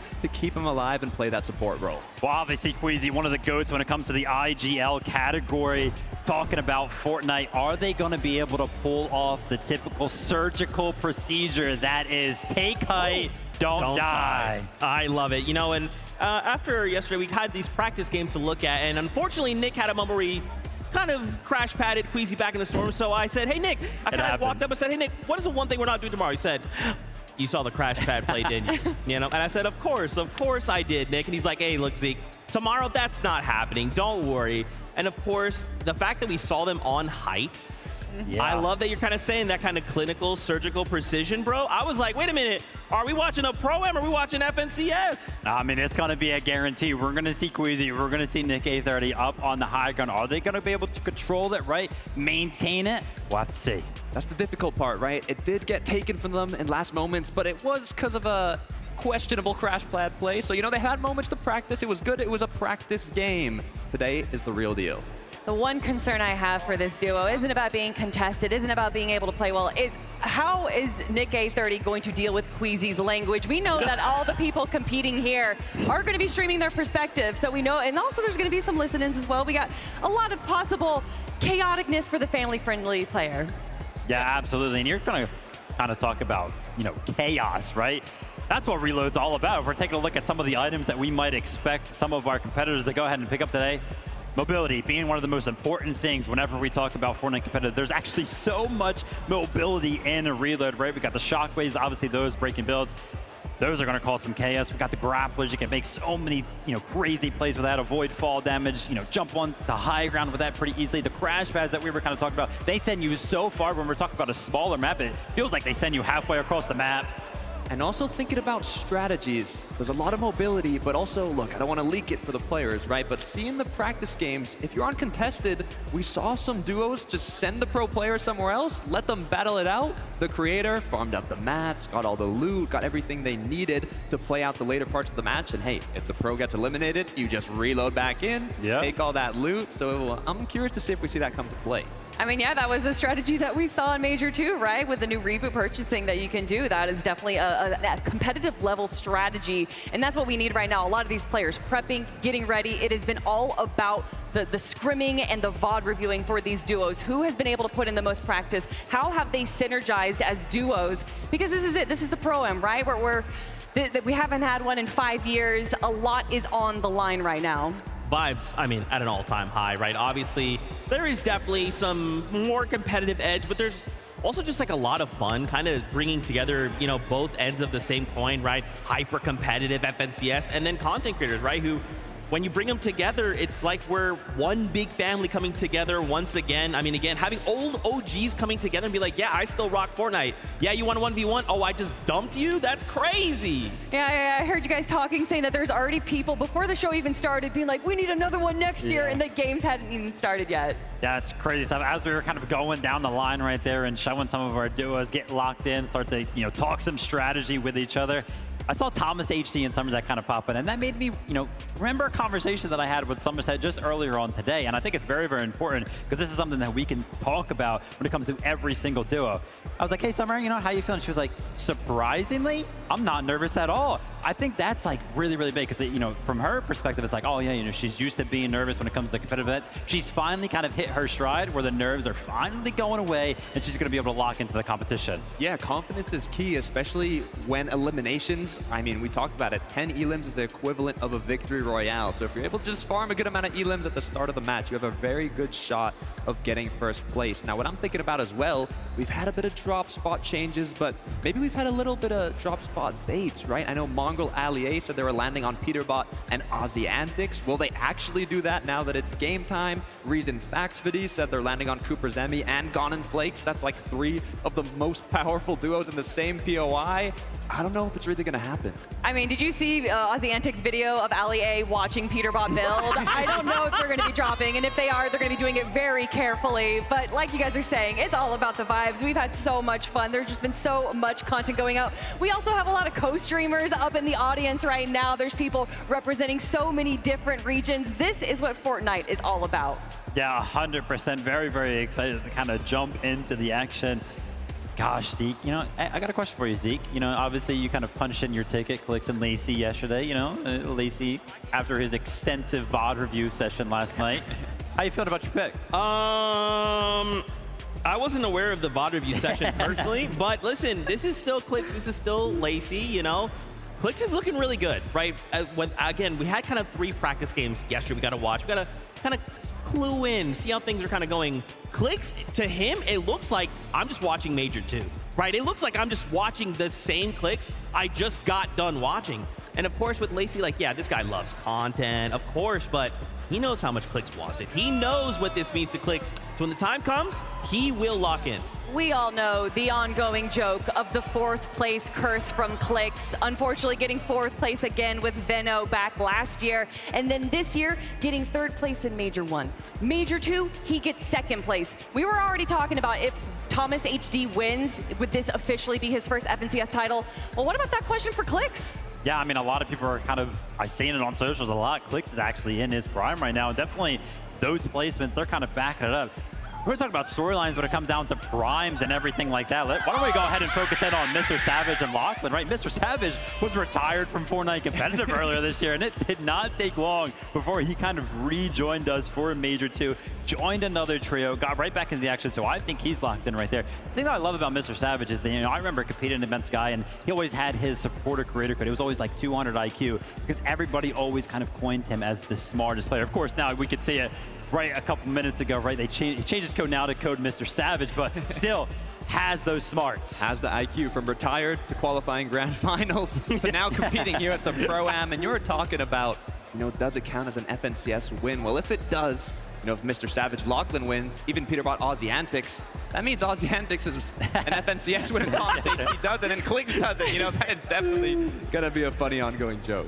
I mean, how can you not be entertained, right? And again, the fact that this is reload, obviously in FNCS we watch, someone goes down, it's like, well, see you next game. Now someone goes down, it's like, okay, well, they're reloading back in. How do we kind of approach this new situation? Does Thomas HD have a mammoth pistol halfway across the map? Did he catch you coming from the sky? Like, there's so many cool things. And of course, with the loot pool that is reload, there's so much chaos that can happen. From even opening a single chest. I think it's important to kind of talk about, you're going to kind of get reloaded, right? Obviously, you're going to be flying in the sky. You're pretty exposed. And we kind of see how that kind of works out in competitions before, whenever there's like launch pads in the lobby, in the loot pool. But there was a change not too long ago to kind of avoid some of that, right? Make sure you can kind of glide down further, closer to the land, have a little bit more immunity. Yeah, to kind of prevent some of those beams coming out of the sky. I can tell you right now, from the practice games yesterday, with these professional players in the lobby, it feels like it almost changed nothing. Yeah, it really did not. I mean, the aim of these players is on a whole other level.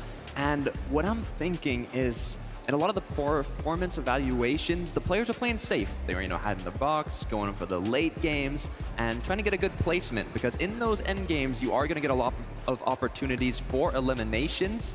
But I'm trying to think to myself, okay, if you're low ground, you're going to have a lot of opportunities, players dropping down, running out of mats, a lot of elims. High ground, you're going to have to play aggressive if you want to match that amount of eliminations. And I think that's going to be kind of the deciding factor on who does end in first place. Another deciding factor is how these players are going to be preparing for their win condition in the end game. Obviously, with this being reload, we know that it has a high potential of going to a heal off. And we've seen a few players, such as Peterbot and Aussie, having 4 chug jugs in their loadout at one point, which is a great way to prepare. It's not the best way to get eliminations, though, and you do need to have a bit of a combination of mobility and weapons and everything. But I think players that are preparing for that win condition is what's going to set them apart. Love the fact that you're talking about the heal off. Yeah, it would be no surprise if at least 1, 2, 3, maybe even 4, maybe 5, maybe all 6 actually go down to that heal off, right? We got so many items that can kind of support that. Chug jugs, med kits, we've got those slurp juices in. But it's so funny because yesterday when we were watching those practice games, I was like, wow, we've even got the terrain, POIs like Slurpee that have those barrels available. Cooper, so smart, making sure that he went ahead and utilized those for his heal off win condition. Gosh, they're just so smart sometimes. And that's why it's important to put in the practice on this new map. I mean, not only do you have chug jugs, med kits, splashes, but like you were mentioning, if you know where all these slurp barrels are, if you know where you need to go quickly into zone to keep yourself alive in the heal off, I'm sure we're going to have a lot of them. I mean, bringing us back 3 years ago, Invitational final game, Camiseti versus Queasy Vino, not knowing what you can do at a drop spot can really change the story of a game. Why would you bring that up, Kelly? Sorry. It's not like this is going to be a super close competition by the end of the day. That would be insane if it was, but it's that time. We're ready to jump aboard that battle bus for the first game out of the FNCS Pro-Am. So casters, over to you. It's definitely time. You guys are talking so much about those practice games, Taco, and they are out the window because the nerves have to have settled now. The battle bus is going to launch, the players are going to drop in, and everything that you practice, some are going to be put to the test. But so many of these creators, so many of these pros, they're just so familiar with what it's like to have all eyes on them. And so with that, I think the expectation kind of settles more into the fact that I just don't want to be last. Yeah, that's one of the biggest things is, everybody gets a little bit of that prize pool. It gets increasingly more, $50,000 for that first place, but it's almost like exactly what you said. No one wants to get last. Everybody wants to hoist that trophy, and it kind of leads to my prediction of Peterbot and Aussie Antics, right? Huge fan of Aussie. Everybody's got in the world probably a fan of Peterbot, but it was actually at last year's Global Championship. I asked him, what's next? How are you going to do it? He doesn't necessarily care to just win. He wants to dominate. He wants to be the best player in the game, and with 5 FNCS championships, he is well on his way there. But that's just the thing. The caliber of competitors that we have in this lobby mixed in with what you would expect to be a little bit more of a casual environment, but no, that's not the case. The desk has been touching on it so heavily. A lot of our creators have really been putting in the time, effort, and hustle, and it's going to showcase here today. These matches, it might only be 6 games, Jacob, but I'm expecting some pretty big shifts to develop, especially by the time we hit the halfway point. Yeah, it's definitely going to be interesting, especially games 5 and 6. Those are the ones my eyes are definitely going to be glued on because that's when a lot of the chaos will start to ensue just a little bit. Depending on where you're at in leaderboard, we already see it in our FNCS final style lobbies. You know, you need 30 points, you need 40 points. You have to pick it up through eliminations. This format is basically elimination heavy. You don't start to earn placement points until you start to get into the top 10, and most of them is in the top 5. So it's all about consistency and eliminations, and I think there's a few teams already talking to them. They have some tricks underneath their sleeve, Taco. I'm ready to see them. Look, everybody wants to be optimistic and anticipate that they're going to be able to find the eliminations when it matters. Maybe they can be consistent with their placements, but one of my favorite quotes of the day actually came from Vaxity earlier this morning, because he said, if by games 5-6 it looks like it's not happening, guess who I'm crashing out on? It's going to be Peterbot. If I'm not winning, he's not winning it either. And that kind of mentality, I wouldn't be surprised to see take place amongst multiple duos here today, because it's all about the pride sometimes, Jacob. No, it definitely is. And, you know, coming in and watching some of the practice games, you know, right out of the gates, Peterbot and Ozzy landing at their Slurpee Swamps. But then I saw Faxity Reason. I saw Alex as a solo while Loser Fruit was uncontested at her drop. I saw Booga and TG actually get aggressive and take the top of the Slurpee building. So honestly, I feel like it's anybody's games, and these zones are going to be so pivotal, because by zones 5, zone 6, just one zone before the reboot, that's when it's going to get interesting. But you guys heard the battle bus, and it is going to be ready for game number 1.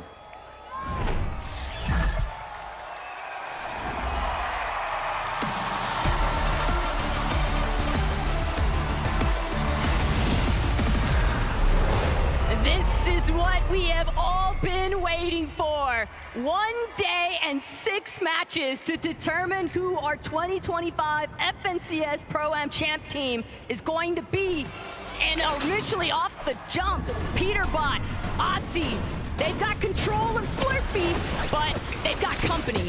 If that would have just been a Mammoth pistol right out of the gate for Peterbot, I would be worried for Booga and TG, but now it's just a bunch of SMGs. Ozzy already found the Mammoth. He's going to go ahead and deliver that one first class on over to Peterbot as soon as he gets the chance, but they're just going to shield up, get a lot of these chests. In reload, it's about 100% chest spawn, so you got a lot of opportunity to get the loot that you need. Keep an eye on where Allier and Mongrel are actually going to be headed. Clicks, Lacey, a little bit of pressure coming out from Veno and Reddish. And typically, you could expect that some of these POIs, you can just split them even 50-50 for the most part, but I don't think that a 50-50 clean split is the intention here.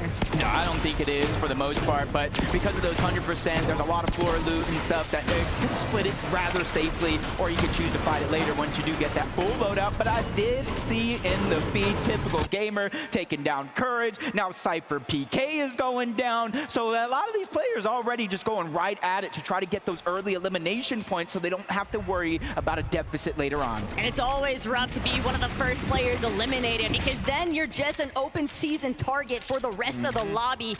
Alex, if he'd had that reload online, we might have even expected to see him fire a shot out of that Mammoth one more time, but Slurpee Swamp getting a little bit encroached upon, and this is Aussie and Peterbot's territory, but more so Peterbot's. Everybody kind of switching things up. It does look like Seti is just away from where we thought he was going to drop initially and put himself in a 1v2 situation against Savage and Lachlan. But Savage just gets Mammoth, and I believe it was Peterbot from on top, and already he's moving in for the straight elimination. Down goes Savage as Peterbot is instantly getting busy here in game 1. Peterbot sees action. Peterbot wants his own part of it. Finding that first elimination now means everybody else is left scrambling. Lachlan trying to escape. He knows he is on the hunt, but Peterbot, watch your back. There's more company, more targets in sight. It's like the Peterbot hit list, and it scores 38 players, every single one. He's trying to get at least a single elimination on everybody in the game. Here in Savage getting rebooted, and these are the big warnings that we were talking about. It's just like a flare in the sky. They know exactly where you're at, and Peterbot is just on the hunt for Mr. Savage yet again, who luckily finds at least a shockwave to create just a little bit more distance. But how far can you run when Peterbot is chasing you down like this? He still has a couple of shots, one more left inside of this Mammoth, and then it'll be up close and personal. Thunder Shotgun pulled at the ready. Savage clipped, but he doesn't have enough HP to tango, and that's going to be a knock. Another elimination for Peter. Who needs a warm-up when you've got game 1 one to get things done. Yeah, I don't know if anybody knows, but Savage kind of just helped the lobby right there because you saw Peterbot only had one more Mammoth pistol shot left, so he's not going to be able to do that much damage from far away anymore unless he finds his loot llama in the fact of Ozzy Antics to see if you have any more of those that I can borrow.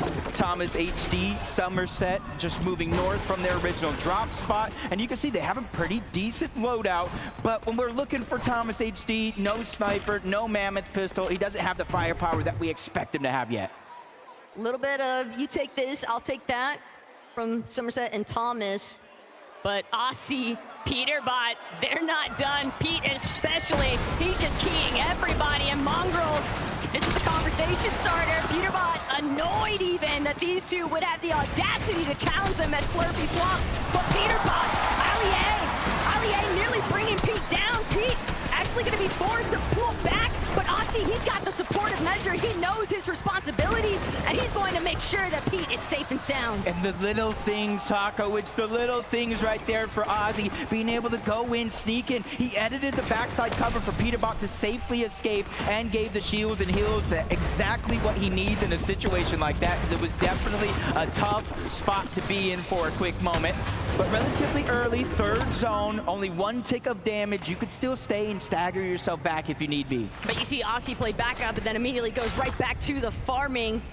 It'll be a test of endurance for those two making their way out of Slurpy Swamp. But Nikoth, Podesai, can't even classify them as a dark horse because these are two very high-tier competitors. But with the way that they're kind of trying to position right now, Jacob, looks like they don't want to get caught up in too much of that early commotion. They'd rather prioritize the positioning. Yeah, talking to them in the player room before it started, they're just going to play their game. They're not concerned with everybody's drop spots. They're not concerned with everybody's strategies. They're not even concerned with anybody sleeping on them. They say, hey, that's a blessing, because they're not going to see what's coming. And I think they're just focusing on prioritizing the rotation this time around. That's why they're going towards the north, but towards the eastern side of the zone is going to be gone, and Flakes, they've had a rough time. That surprise triple contestation could delay your timing so much. And even with Baxity and Reason kind of calling out the fact, hey, we're just looking to take the dockside entirely out of Salty Docks, but Cooper made a great point. He called out that those two are eventually going to have to rotate in, and guess where they're going to have to go through?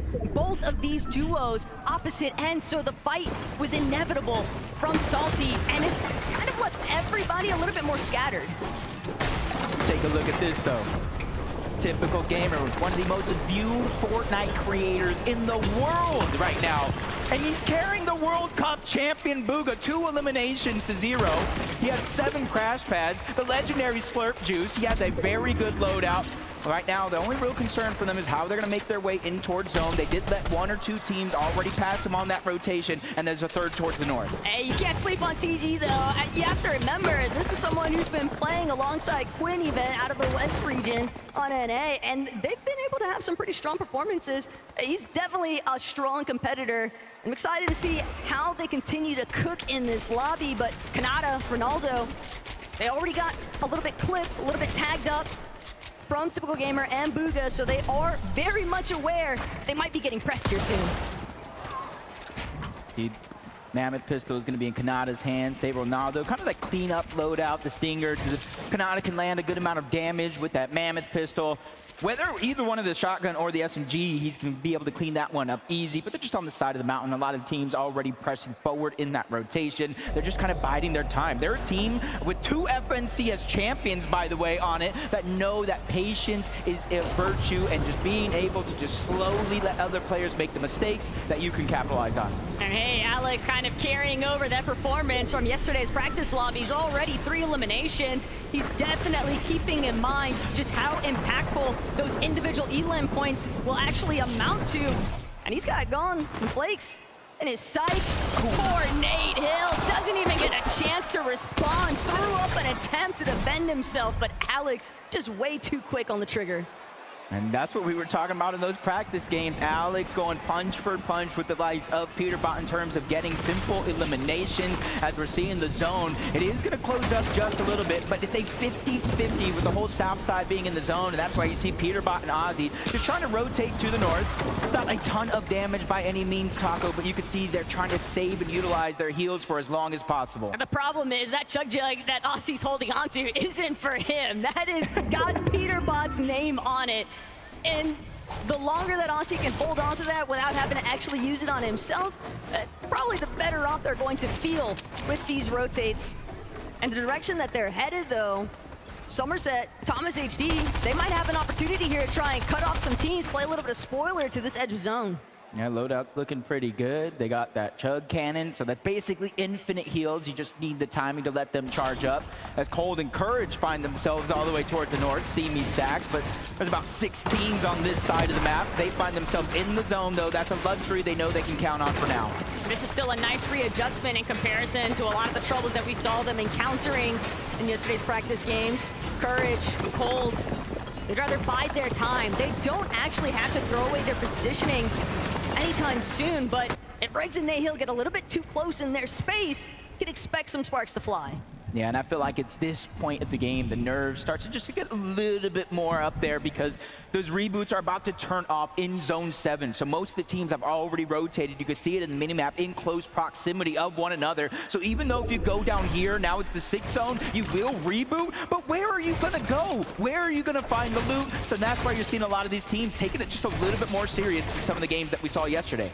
Plus, you got to keep in mind, Cooper, Zemi, they were grinding all morning. They've got to be feeling very warmed up, doing nonstop 2v2s up against Kanata and stable Ronaldo. And the way that they just shockwave towards that center zone, they're bound to get caught up in a little bit of action. But Reddish, Veno, first off, they want to be the ones intervening. Gone and Blake, they've got an exchange up against Kanata. They took out Ronaldo, but Reddish and Veno, they don't want to let up any pressure. They're just going to continuously spray into where that action's taking place. I just feel so bad for Ronaldo right now.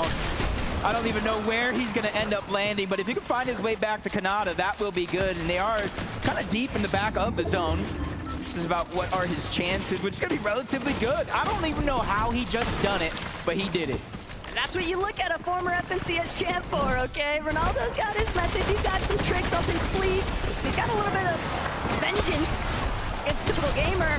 Gone and Flakes interrupting. That's just so rude.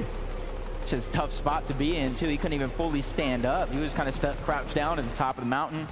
Cooper, Zemi, honestly, leading up into this Pro-Am, this has to be one of the most predicted teams in top 5, one of the most predicted teams to actually win the FNCS Pro-Am. But hold up, Cole getting busy. Kurt said they were going to take out Cypher PK. I'm not sure if he said he was going to do it himself or he was going to let Cole do it for him. Look, who else was getting their duo bananas? Who else was getting their duo water? Courage, that's who. And it's showing off here. Cold, feeling prompt and ready to go.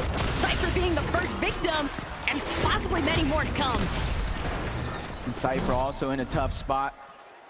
With Moxie being a little bit of a solo here for a few seconds, if she can buy the time, they will. And you hear that sound, reboots are going to be disabled from here on out. If you go down, you are forced to watch the rest of the game play out.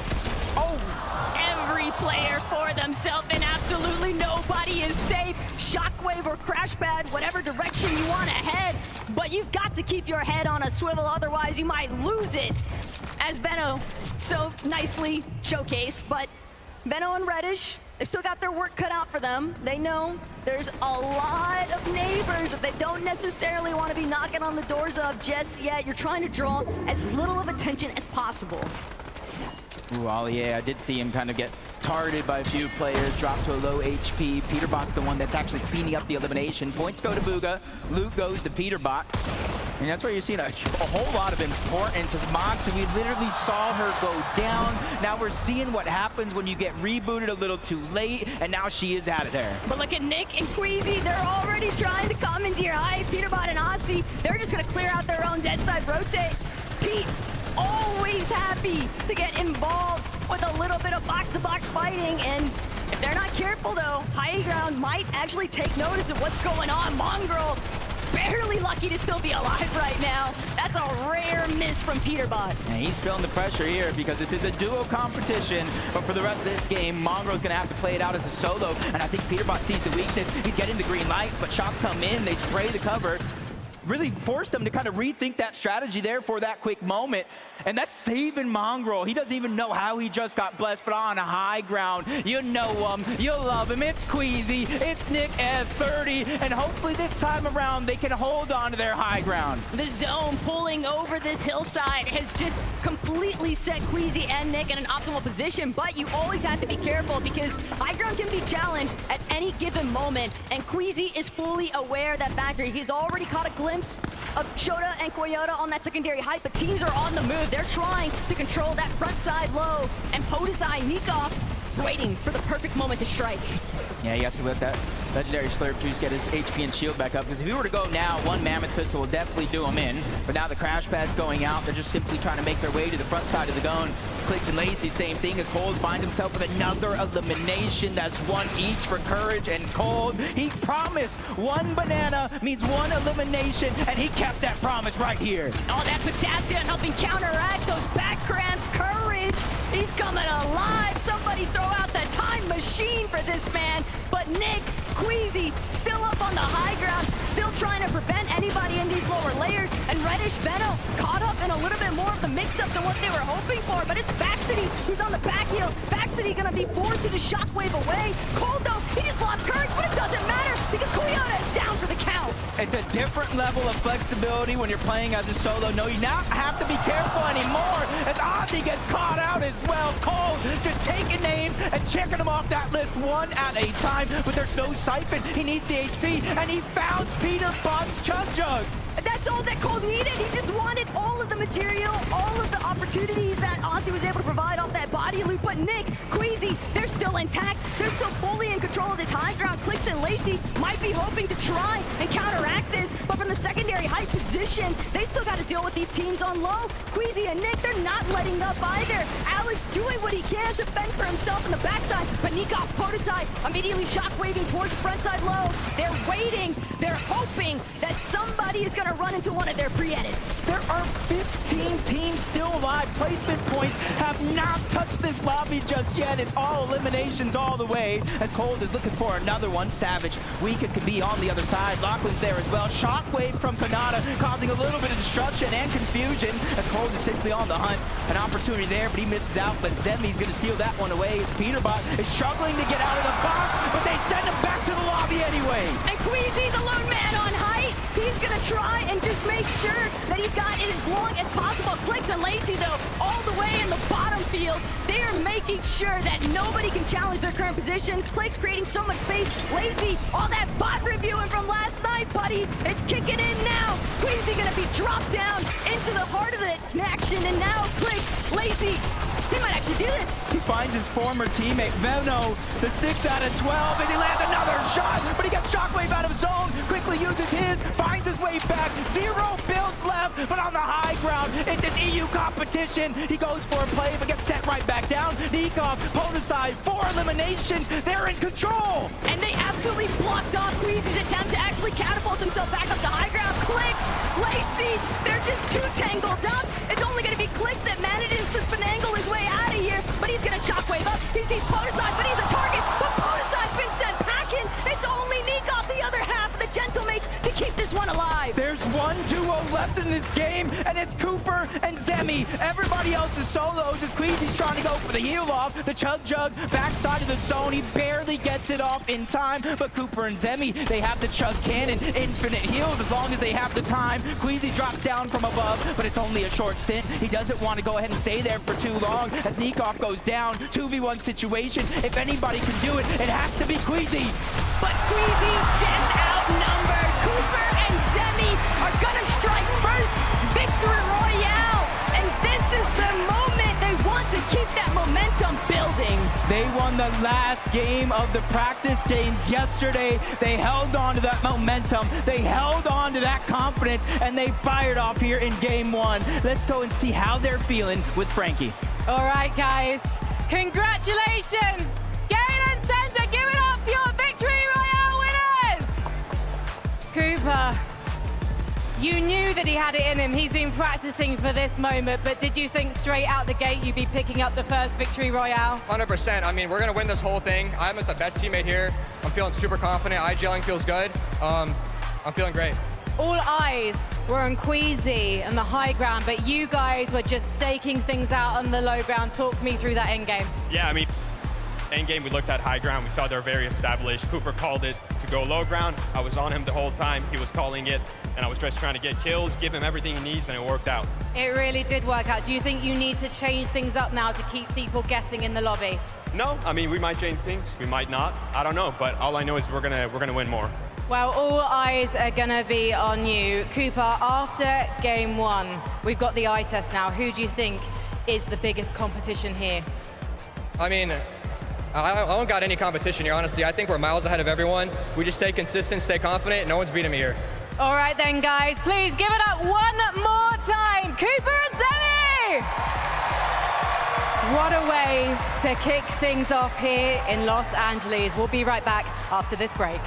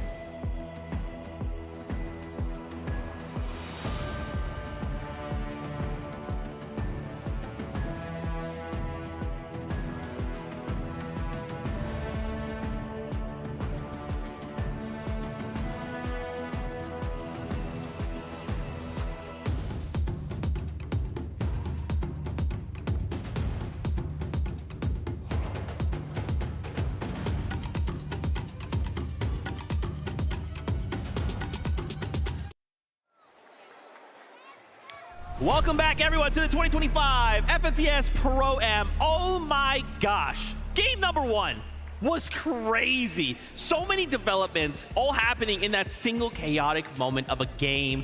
And at the end of it all, Cooper and Zemi come out as game 1 winners? Yeah, I mean, again, that wasn't too much of a surprise, right? Everyone had Cooper and Zimmy winning the whole thing, and it looks like Cooper and Zimmy are feeling the same way as well. Going on the low ground aggression definitely is working out for this duo right here. But what I love from it is Cooper. This Major 2 that we just had was one of the first times that he really tried IGLing, and honestly, he's done such a good job with it, and I love to see him bring that into this competition as well. I mean, Cooper was telling us, he said, let's drop low ground. That's what he was telling Zemi. Zemi's like, should we go for high? Should we contest it? No, they wanted to play by the books, go low ground, get those extra eliminations, and it ended up at a 2v1. Quick cleanup, got the dub. I love, too, that, you know, obviously Zemi is saying, like, hey, it's all Coop, and I'm listening to him, but we just watched Zemi go crazy, right? The mark of a good duo is, like, if your IGL kind of says, hey, this is what we kind of need to do, he's immediately there to just make sure everything is happening the way it needs to, and they're sitting there in that #1 spot right now after just game #1. Dude, Zemi, what I love about him, even if he's like asking questions like, hey, what should we be doing? What you don't have to question is his aiming. Wherever they are, whatever layer, if there's a 1v1 that's taking place, Zemi's not missing.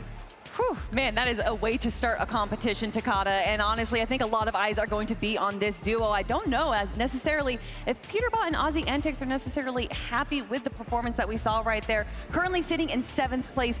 And if there's one thing I know about Peterbot is that when he thinks that there's a player that's doing better than him, he tends to target that player. Oh yeah, and you could see from the early game onto Mr. Savage how focused he was on getting that elimination. But also shout out Aussie Antics. The amount of eliminations he was picking up, he was looking like one of the pros himself. Yeah, look at this, the same amount of eliminations as Peterbot. I don't think anyone expected that, but with the amount of practice that Aussie has been putting in, and you can even hear it from Peterbot, the fact that he complimented Aussie Antics just shows how much effort he's been putting into this competition.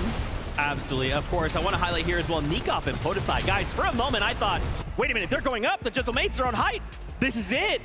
And it looked really, really good. Obviously, Clicks played spoiler to that. We'll get to that in a second. But to see them on that high ground, especially in those late moments of the zone, guys, this feels like an FNCS. Now, really quickly, we have a listen in here with Peterbot. So let's take a look. Kept thinking, like... Alright, remember land under. Yep. Yeah, we win a game on land. You're the first OSD player to win Yo, a land game. let's go, bro. I'm talking about winning the whole thing as well, man. Yep. Now we're winning the whole thing. Come on. Got him. Nice, good job, steady. We're steady. Bro. Yo, got a pro on the board, baby. 30, 13 white, 60 white, 80 white, dead, dead, dead. Nice, nice. bro. Let's go, baby. I Go, blanked bro. her. Dude, 2-2, man. Come on, kill checked by me. Come on, man. You got to be at least triple my kills. I love that. Something we actually, when we had a chance to talk with Ozzy, one thing he said was like, hey, listen, so on land, OC has not gotten a Victory Royale or a win. So we said, wait a minute, hold on. So you're saying if you got a Victory Royale and won, I mean, OCE is on the map then. That's right. Lachlan walked out with that piece of paper. That would be crazy. Yeah, that would be pretty crazy, especially with it being Aussie Antics, because we do have a few OC pros here as well. So to have it be the content creator, the face of content creation for Fortnite, that'd be pretty special. But if we're talking about special, we got to talk about Cold and Courage JD. Look, Jacob mentioned it. Courage said, every banana I'm going to eat, I'm going to turn that into an elimination. And he was not wrong. You can see the shots he's hitting here. You can see the practice that he's put in. There was a funny note. He's played more tournaments in the last week than he had from 2020 to now. And that work is really paying off. This game, though, was all about Cold. His solo clutch that we saw exactly right here, where he was staying in the back of zone, kind of staying on this like low to kind of second low ground, which is allowing him to grab all these eliminations from all the players that are focusing forward, going for those elims themselves. Honestly, Cold is punishing the rest of the lobby for playing well, and that is what separates these first tier and second tier players, is being able to kind of understand where you're at a deficit and then use that to your advantage. I'm loving it. I'm loving it. All they got to do now is maintain that consistency. Good amount of eliminations, get yourself to the late game, and just keep on going. I want to keep on going to more games. Let's jump back on that battle bus for game number 2. Match 1 has already delivered, and from what we're witnessing this far, Jacob, all of these players are so ready to kind of stamp their own place inside that leaderboard. Yeah, with how wild game 1 was so far, I can only expect it to kind of double, triple in games 4 and 5 at the end of the day, because we saw 16 teams alive before placement points went in. But let's get into game number 2, because we want action.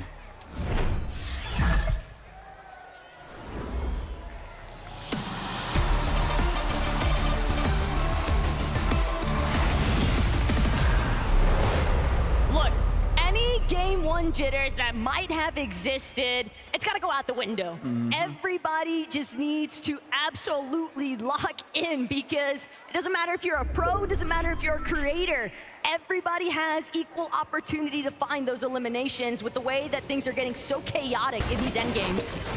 Sometimes you just got to start to take a little bit more control over your own destiny, whether that's getting eliminations, pushing up for more positioning, because we saw it. Zone 5, that's when a lot of the teams started position, but Peterbot finds himself at Dirty Dots. Ozzy finds himself down. They probably spotted him out, but Bugha and Typical Gamer as a solo. Peterbot thought he was going to be safe to get rebooted if he went down, but Ozzy going down changes things up completely, because guess where he just got rebooted? Cooper, Zemi, Flakes, they're all looking up at the sky. Ozzy doing everything he can to try and duck it out, but he's gonna get knocked one more time. Somebody's sure to clean him up. That'll be gone, but Alex and Loser Fruit, they've recognized, hey, if there's gonna be somebody getting eliminated this early on, we wanna make sure that we could possibly get involved, and everyone's starting to creep up now into this Dirty Docks area. Even had Faxity and Reason going on over there as Seti and Daya with 2 eliminations. 19 teams left in the game, which means they sent one of them packing early here for game number 2. And that's got to start to boost the confidence right there for Seti and Daya, because now they got position on one of the high hills here on the map, and they can kind of just play it by ear. Aussie is so used to watching the pros be victims, but now he's on the receiving end. He just cannot touch the ground. Everybody just aiming up, trying to prevent him from getting any sense of survivability. And Peterbot, he's gonna completely scatter. He's trying to make as much space as possible so that his duo could actually try and be a contender here in Lobby 2. I kind of know what this feels like right now. Getting put in the blender, you're getting put into a smoothie right now. But they figured it out. Peterbot was able to create enough distance so when Ozzy got rebooted yet again, they're more closer towards Slurpy Swamp. But you got to remember, it was Bugha and Typical Gamer that got those early eliminations onto Ozzy, and they already moved into that POI. Ooh, Alex getting mixed up here with Nate Hill, but Nate Hill, that's going to be a fast elimination. Regs now just looking to pull back. She needs to disengage. Defense is the best offense at times, and Regs knows. Alex not trying to let up the pressure anytime soon, with Nate dropping back into the lobby. If he's not careful, he could get eliminated one more time. Alex nearly picking off Nate on the landing, and he'll get the job done, finish what he started. And Nate just gonna have to sit and hope that Regs is gonna be able to play a little bit more defense for him so he can actually touch down. And these were the fears. These were the fears. Talking to Alex, even Kanata, that you can't split and play that way because it's like a beacon. You're like a flare in the ocean. They know exactly where you're respawning at. And now Alex has found the actual player keeping the whole thing alive with all the loot, which is Regs getting pressured in by Loser Flute on one side. Alex playing box to box on the other. The top was already taken, and now he's moving in to try to clean up this elimination onto Regs. And he does so with ease. The numbers game is just too much. But with how close we are to Boom and Maze, that might actually draw the attention of the Gentlemates, Nikov and Podicide. They're starting to kind of poke their heads on over. They've got a good idea that maybe there's a survivor trying to scramble into their area. Peterbot and Aussie, though, they left Slurpy Swamp wide open, and other teams have tried to move in, but Mongrel doesn't stand a chance. Peterbot letting him know what's good for what feels like the millionth time since yesterday's games. And Peterbot, 2 eliminations already. He is just reminding everybody why you do not challenge him. I feel like that's just a symbol of Fortnite. Out with the old Mongrel, in with the new Peterbot. Because Peterbot's got to be like the new toy right there. 5 FNCSs. He sees Mongrel once again. A little bit of missed opportunities there from Peterbot. Something that you don't see very often, but at least it lets us know that he is human. But it's just crazy to think about the fact that Aussie and Peterbot could land at Dirty Docks, and yet no other duo was able to take full advantage of moving into an optimal position at Slurpy Swamp to even try and cut them off. Sure, you've got Bugha and Typical Gamer a little ways ahead of them, but even that is a fight that Peterbot is more than open to taking on head first. Yeah, confidence at an all-time high here. And we saw this elimination on the Mongrel. We let him know what's up right afterwards. Ozzy just kind of playing that safe game. Something that Ozzy's just playing his role pretty well, and he's not just getting that big head, that ego, and being invited to a competition like this. He said, hey, I'm just going to do what I need to do for my teammate, and we'll see what happens. Koyota and Captain Shota, though, they're just going to keep things moving. They don't want to get stuck between multiple teams. They're trying to prioritize just making it into that initial edge of zone. But Koyota is such a prominent fragger. Everybody knows what he is capable of. And I think that's why they're just going to look to hedge their bets on taking this fight with Allier and Mongrel. Allier a little bit too split from his duo. He doesn't stand a chance. Koyota, just a menace to be reckoned with. That'll be his first elimination. And I'm sure that he's bound to continue looking up into the sky for more. So some of those things you don't see coming with the crash pads and the shockwaves. You think you're safe, but no team is nearby. And a blink of an eye, Allier gets jumped on, put back on respawn. And that's the same pain Mongrel's been feeling. So for this game number 2, Allier and Mongrel have been having such a tough time as Koyota farms another elimination onto Allier. Even if they're not getting the siphon mats, the minis that comes with getting the elimination, it's the points that really matter. We all knew that follow-up was inevitable from Koyota and Shota, but even more importantly still, we've got a little bit of a listen in with a couple of our fan favorites, Peterbot and Aussie.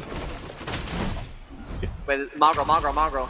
On you? Yeah, yep. Yeah, I'm gonna go kill Allier. Yeah, yep, nice. Yep, I'm just getting the sled trap and then I'll help you, okay? Nice, very good. Farm out here, Good follow stuff. Mongrel. Yep, yeah. Nice, very good stuff, man. So now we know what the starting point was like between those two teams. Peterbot just calls the target, Aussie, all too ready to follow up. If they were just a couple of seconds sooner on getting that elimination onto Mongrel, that would have been another team down and out of the game, but their strategy is not working so well because it's actually Zemi who steals away the elimination, Alex getting all of that loot. As they're trying to base up over here just south of Boomin Base. You see a couple of teams outside of the zone, a couple more inside of the zone, and you're seeing it's Podesai and Nikov, the ones that actually land off in this position, that are trying to take most use of it. But we just saw Alex with 6 eliminations, 6 points already, Jacob, and yet there's only been one duo fully eliminated from this lobby. Seeing the struggles that happen if you go down too early. And this is where I start to talk about a little bit of that danger zone. 5th zone going into 6. You're still able to reboot, but where are you going to go? You go too deep into the zone, you could get chunked out even with the barrels. It's Cammy, Jacob trying to play it very, very carefully. They know the whole western side of that zone is going to open up. They know it's relatively low damage, so they're going to hedge their bets in that direction. But with all that early commotion at Dirty Docks, glad to see Faxity and Reason are still kicking in this one. They're looking like they might be able to get a nice flank opportunity onto a couple of our teams that are pushed a little bit further inside this edge of zone. But Fax and Reason, Big Brother, trying to be careful, doesn't want to overstep his welcome.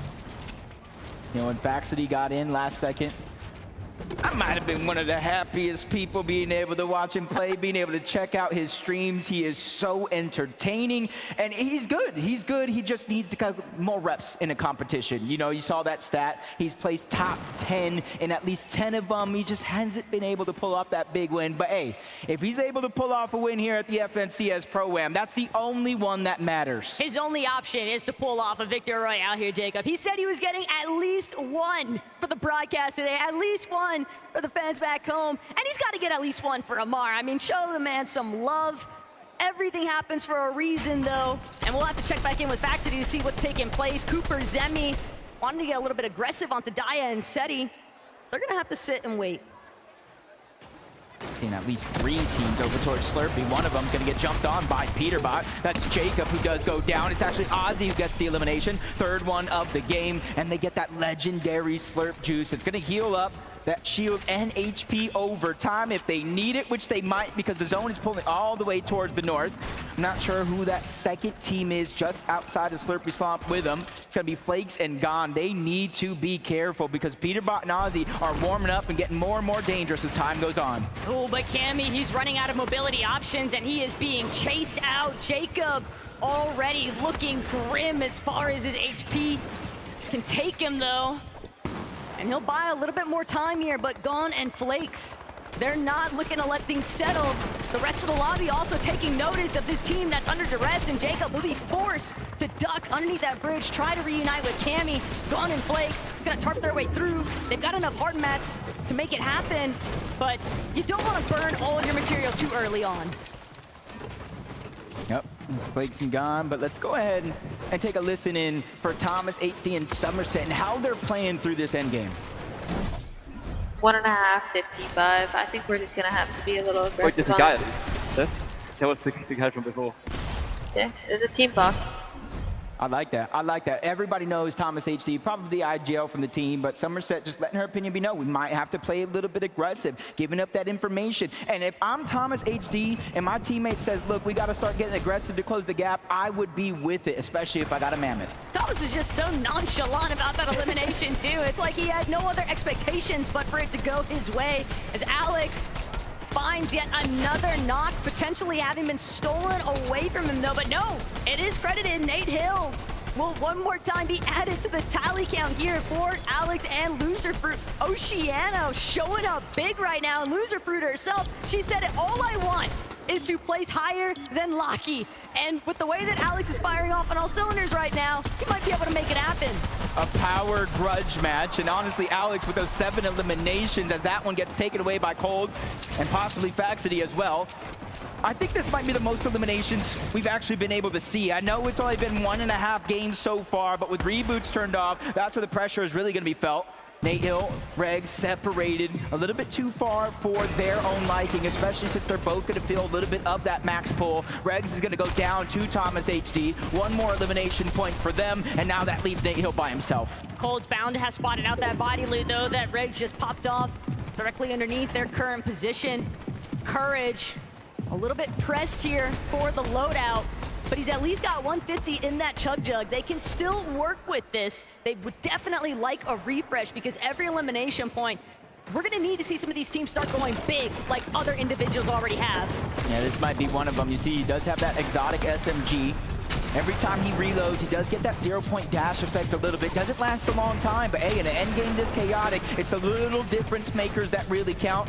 As Jacob and Cam are just trying to go ahead and cement their position. They know it's not a far rotation to zone, but how dangerous this lobby is. They blink and things could turn sideways. Instead of going through, Moxie, Cypher going up and over, and Stable, Ronaldo, Kanata are trying to get denied entry. Everybody just preventing Ronaldo and Kanata from moving even 1 inch closer. They're gonna be forced to actually pull back, try and drop as much wall coverage as possible, but it's Peterbot and Aussie that are refusing to let Kanata and Ronaldo get any closer. They want full control of this low ground position, and they've got it. They've made Kanata and Ronaldo use so much of their builds. Ronaldo doesn't really have a whole lot left to work with. They're gonna need to find an elimination for a refresh. Yep, and this is a good opportunity here. Of course, they want a shockwave to the front, but at least they're able to get a little bit of point of view where their competition is at. As soon as they make their way there, box up, let a lot of the zone start to open up. But 2 of 2 games so far. Queasy and Nick at 30 going for that early high ground, 8 zone. There's still a couple more, so hopefully it works out this time. But it's the Queasy Classic. Get high, don't die. He said Nick was moving earlier while they were doing their warm-ups this morning. And Nick, he knows sole responsibility. Just apply pressure to whatever angle that Queasy doesn't have full tabs on. They just want to prevent anybody from moving up with them. Got to be careful for those shockwaves. Any team down below could shockwave up. Try to hit a little bit of surprise attack. Ozzy went down not too long ago, which leaves Peterbot by himself. And I said the same thing about Cold. It's a different feeling when you're Peterbot as a solo. He doesn't have to play to help Ozzy. He doesn't have to play to help a duo. He can just play as a solo without a worry, but it comes crashing down for Nick at 30 as Gone and Flakes look up and send them packing. And Queasy, he doesn't have any mobility. He's going to be forced to actually commit to those lower layers unless he can find a refresh. But the punishment is steep. Peterbot catches Flake completely off guard. Gone now going to be forced to work as a solo from this current zone, and Gone, he's got the high ground. He's trying to stop Thomas in his tracks, but Gone, how much longer can you realistically buy time with this loadout? Peterbot behind him does have that shockwave. He can make his presence known in the blink of an eye, so Gone has to be careful. A lot of our solos just trying to look bigger than they actually are. Clix is even going for the high ground. Peterbot finds his way in. The legendary slurp juice that he got from Ozzy paying off big. Anybody else, you wouldn't even bat an eye, but for Peterbot, he's used to working in this kind of operation. The solo scenario is what he can actually pop off in best, but Lacey, Clix, they're a duo compadre unit. They don't have to worry about anybody else because they're taking advantage, just spraying all these teams to the low ground. They have the chug jug, they have the slurp down below. Peterbot is trying to hold on to his position, spraying to the backside of the zone. That's Faxity that's feeling a little bit of pressure as they get Shockwave up and off. Clix, Lacey do not have high ground anymore. In fact, they're going to get sneak off for it. First down gonna be cleaned up. Clix is firing on all cylinders. And Clix better because that Shockwave sent Lacey in the wrong direction, but it doesn't matter. Clix, he finds Alex. That's a huge shutdown to Loser Brute's team. And even with Clix losing Lacey, he looks like he's got things fully under control in the high ground. He has to be careful though. He has no real way down in terms of safety. No shockwaves, no crash pads, but he's making sure nobody can look up, so it will not be a worry, especially with the zone floating on over to the side of that mountain. Another solo is going to be Peterbot, and he's running out of his chug jug, and he's running out fast. That zone was looking awfully devious, but the way that it's pulling back over this elevation is actually going to be a huge benefit to Clix. He's got these pre-existing builds. All he has to do is keep the pressure at an all-time high. Peterbot might be forced to drop here in a moment, though, but who's he going to drop into? Could it be Cooper? Could it be Kanata? No, instead, layer transition back towards that secondary height. Venom sent to the abyss off that shockwave, and Daya, she'll meet her end, though. Now, every single person left alive in this game is a solo in this competition, and Seti's just trying to work his way through. All he has is the bare minimum, the Siphon Mask, but if you look up, no, that's not an Angel, that's Clix, and he has more legendary slurp juices that he knows what to do with. This is a Clix game. Kanata, he's reliving the practice moments currently. He doesn't have any heals this time, though, and Seti, don't know if he's in the same kind of position, but look at Clix, an absolute menace in the high ground, just causing so much mayhem for the two down below. Seti finds Kanata. Now it's all up to Clix. Clix trying to make sure he just doesn't get chopped down. Seti, he's got a way to make his way towards the high ground. Clix can't afford a drop. He has to use all of his builds. He still has a couple of slurp juices remaining. He's gonna look for Seti. He wants the finishing shot. He doesn't need the heal up, but he might just look to play it safe anyway. Siphon Mats are so important. That changes the game completely from the situation we're in. Double slurp juice pop. He sends Seti flying outside of the zone, but back he goes, and back he does it. Clix and Lacey win game number 2. They said they were all night, and it doesn't matter what anybody else might make of it because they came prepared here today. The performance is peaking, Jacob. A victory royale in game 2, and Frankie, even more to say. If there's anything we learned from that last game, it's that America's sweetheart never plays it safe. Clix, the two of you take the high ground. Lacey goes down. What's your reaction? I might have shockwave Lacey into zone, and I knew that would have been a big sell, but it doesn't matter because I won it, so it's all good. Is that why he sent you into the zone? Because he wanted to do it as a solo, Lacey? He sent me into the zone, but I trusted him the whole way. I never had a doubt he was winning that. And while he is winning it, are you talking to him, or are you like, I gotta stay silent, let him do his thing? I was just giving him simple comms, mats, refreshes, pop his slurp before he goes down and fights, and letting him play. And you are loving those shockwaves because we saw that Seti got shockwaved into the zone in those final moments. In a way, it kind of won you the game. Is this your favorite item right now in Reload? Honestly, my favorite item is a spaz. They need to bring the spaz back. Well, I know that a lot of people from Epic Games are watching, so they might take on your suggestion. But how satisfying was that solo moment? How did you keep track of everything from the high ground? Honestly, I just kept on building up and up where shockwaves can't get to that height limit, so you basically have no threat. You just keep on playing your game and spraying. Now, there's an interesting situation that happened at the start of that game, which was that Peterbot and Aussie Antics, they dropped on our leaders from the first game, Cooper and Zemi. Are you worried they're going to be coming your way? The thing is, me and Peter got a good alliance going on, so honestly, keep on dropping on Cooper and Zemi. Excuse me, we want a fair fight. Hopefully we're going to have one. Before we head to the break, though, please, Galen Center, show your appreciation for Clix and Lacey. We'll be right back.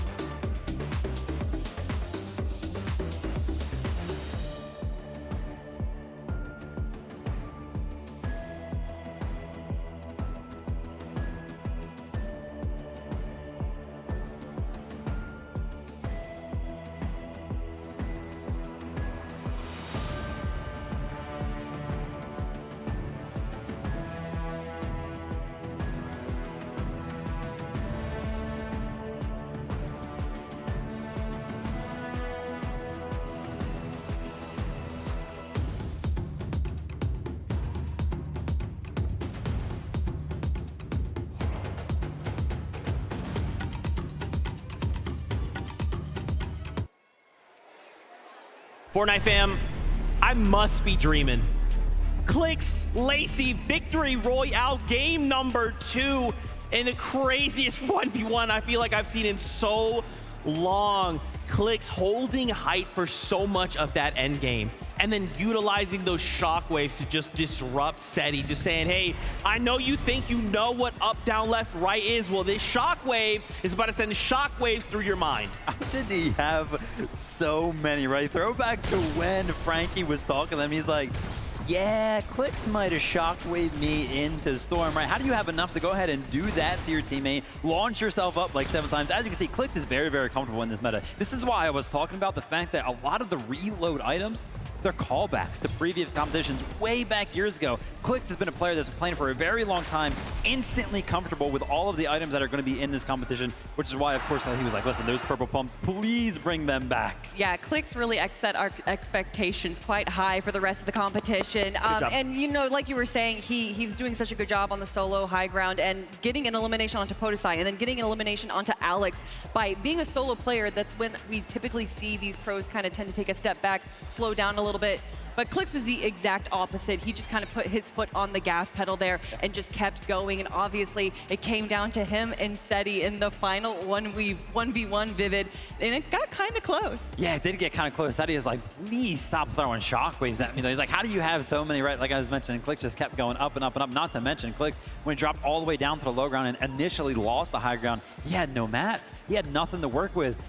For some reason, there's like a pool of loot down there, a little llama for him to go ahead and help him clutch that game up. I love to see it. I also love to see Lacey running around the arena right now, getting everyone really hyped up. That's what you want to see. If you do go down, and if even your own teammate goes down, you got to keep your mental straight. I mean, when we saw that moment, we saw Clicks get up, get excited. Yeah. We have that listen in. Let's hear from what this game happened and how it all went down.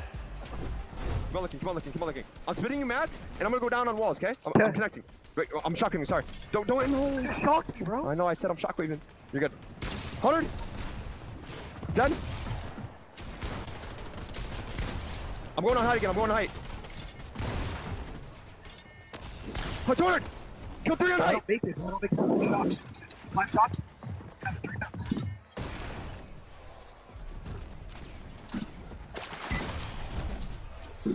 Let's go! Let's go! To be fair, Zeke, Clicks did come that he was shockwaving. You know, we all know how chaotic Fortnite games can get. Technically, he did comment. We'll just let it slide, because you know what, he got a Victory Royale. So at the end of the day, it's all good. And now they're currently holding that #1 spot, 27 points. It is looking so good, but look right behind them, right? Cooper and Zemi, they're still holding strong as well.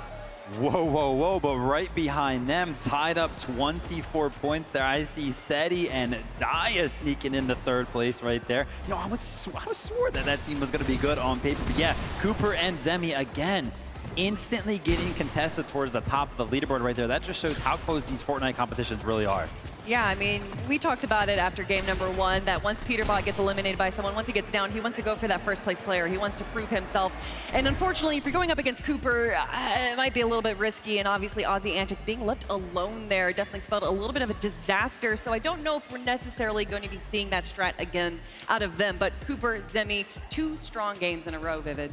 Yeah, I mean, super, super strong with them. Like you were mentioning, Kelly, the early contestation over at the Dirty Docks, things already getting spicy over there. Peterbot and Aussie landing over that way. I was like, whoa, whoa, whoa, what happened? How is Booga taking out Aussie and this and that happening? Everything's going crazy already. Yeah, you know, and still game 2. Zeke, we have so much more. There might be a possibility that we see Peterbot pull out the teeny strat and just land in a new spot every single game. I would love that. And the only other thing I want to see out of these games that I've seen too much of is my boy Ali getting bullied, okay? Leave Ali alone. Let him play his game for once.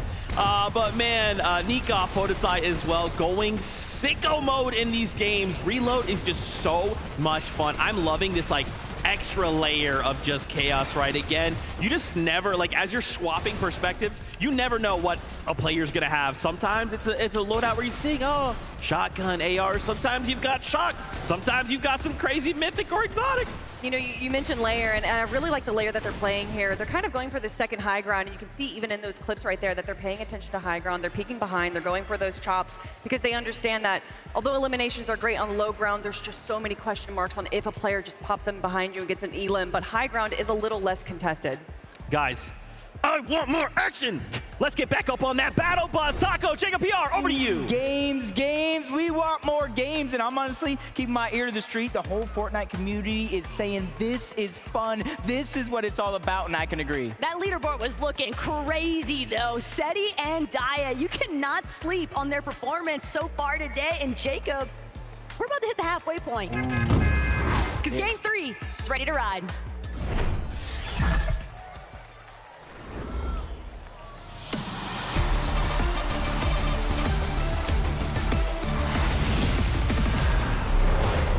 This is it, like you're saying, the halfway point, and you saw that leaderboard. And it's not necessarily going the way that I thought. It's not elimination heavy. It's been consistency in the placements and making these top 5s, making these top 3s. So this is what it's really all about. Maybe you could close the gap in the last half of the day, but who knows? One thing's for sure, though, Faxity and Reason playing that third-party contest, that Dirty Dogs, has made it very difficult for Flakes and Gone to find that level of consistency in comparison to Zemi and Cooper. They've just been silently sliding through those end games. We saw their game 1 pop off too, and other teams, they're gonna have to step it up or they'll fall behind.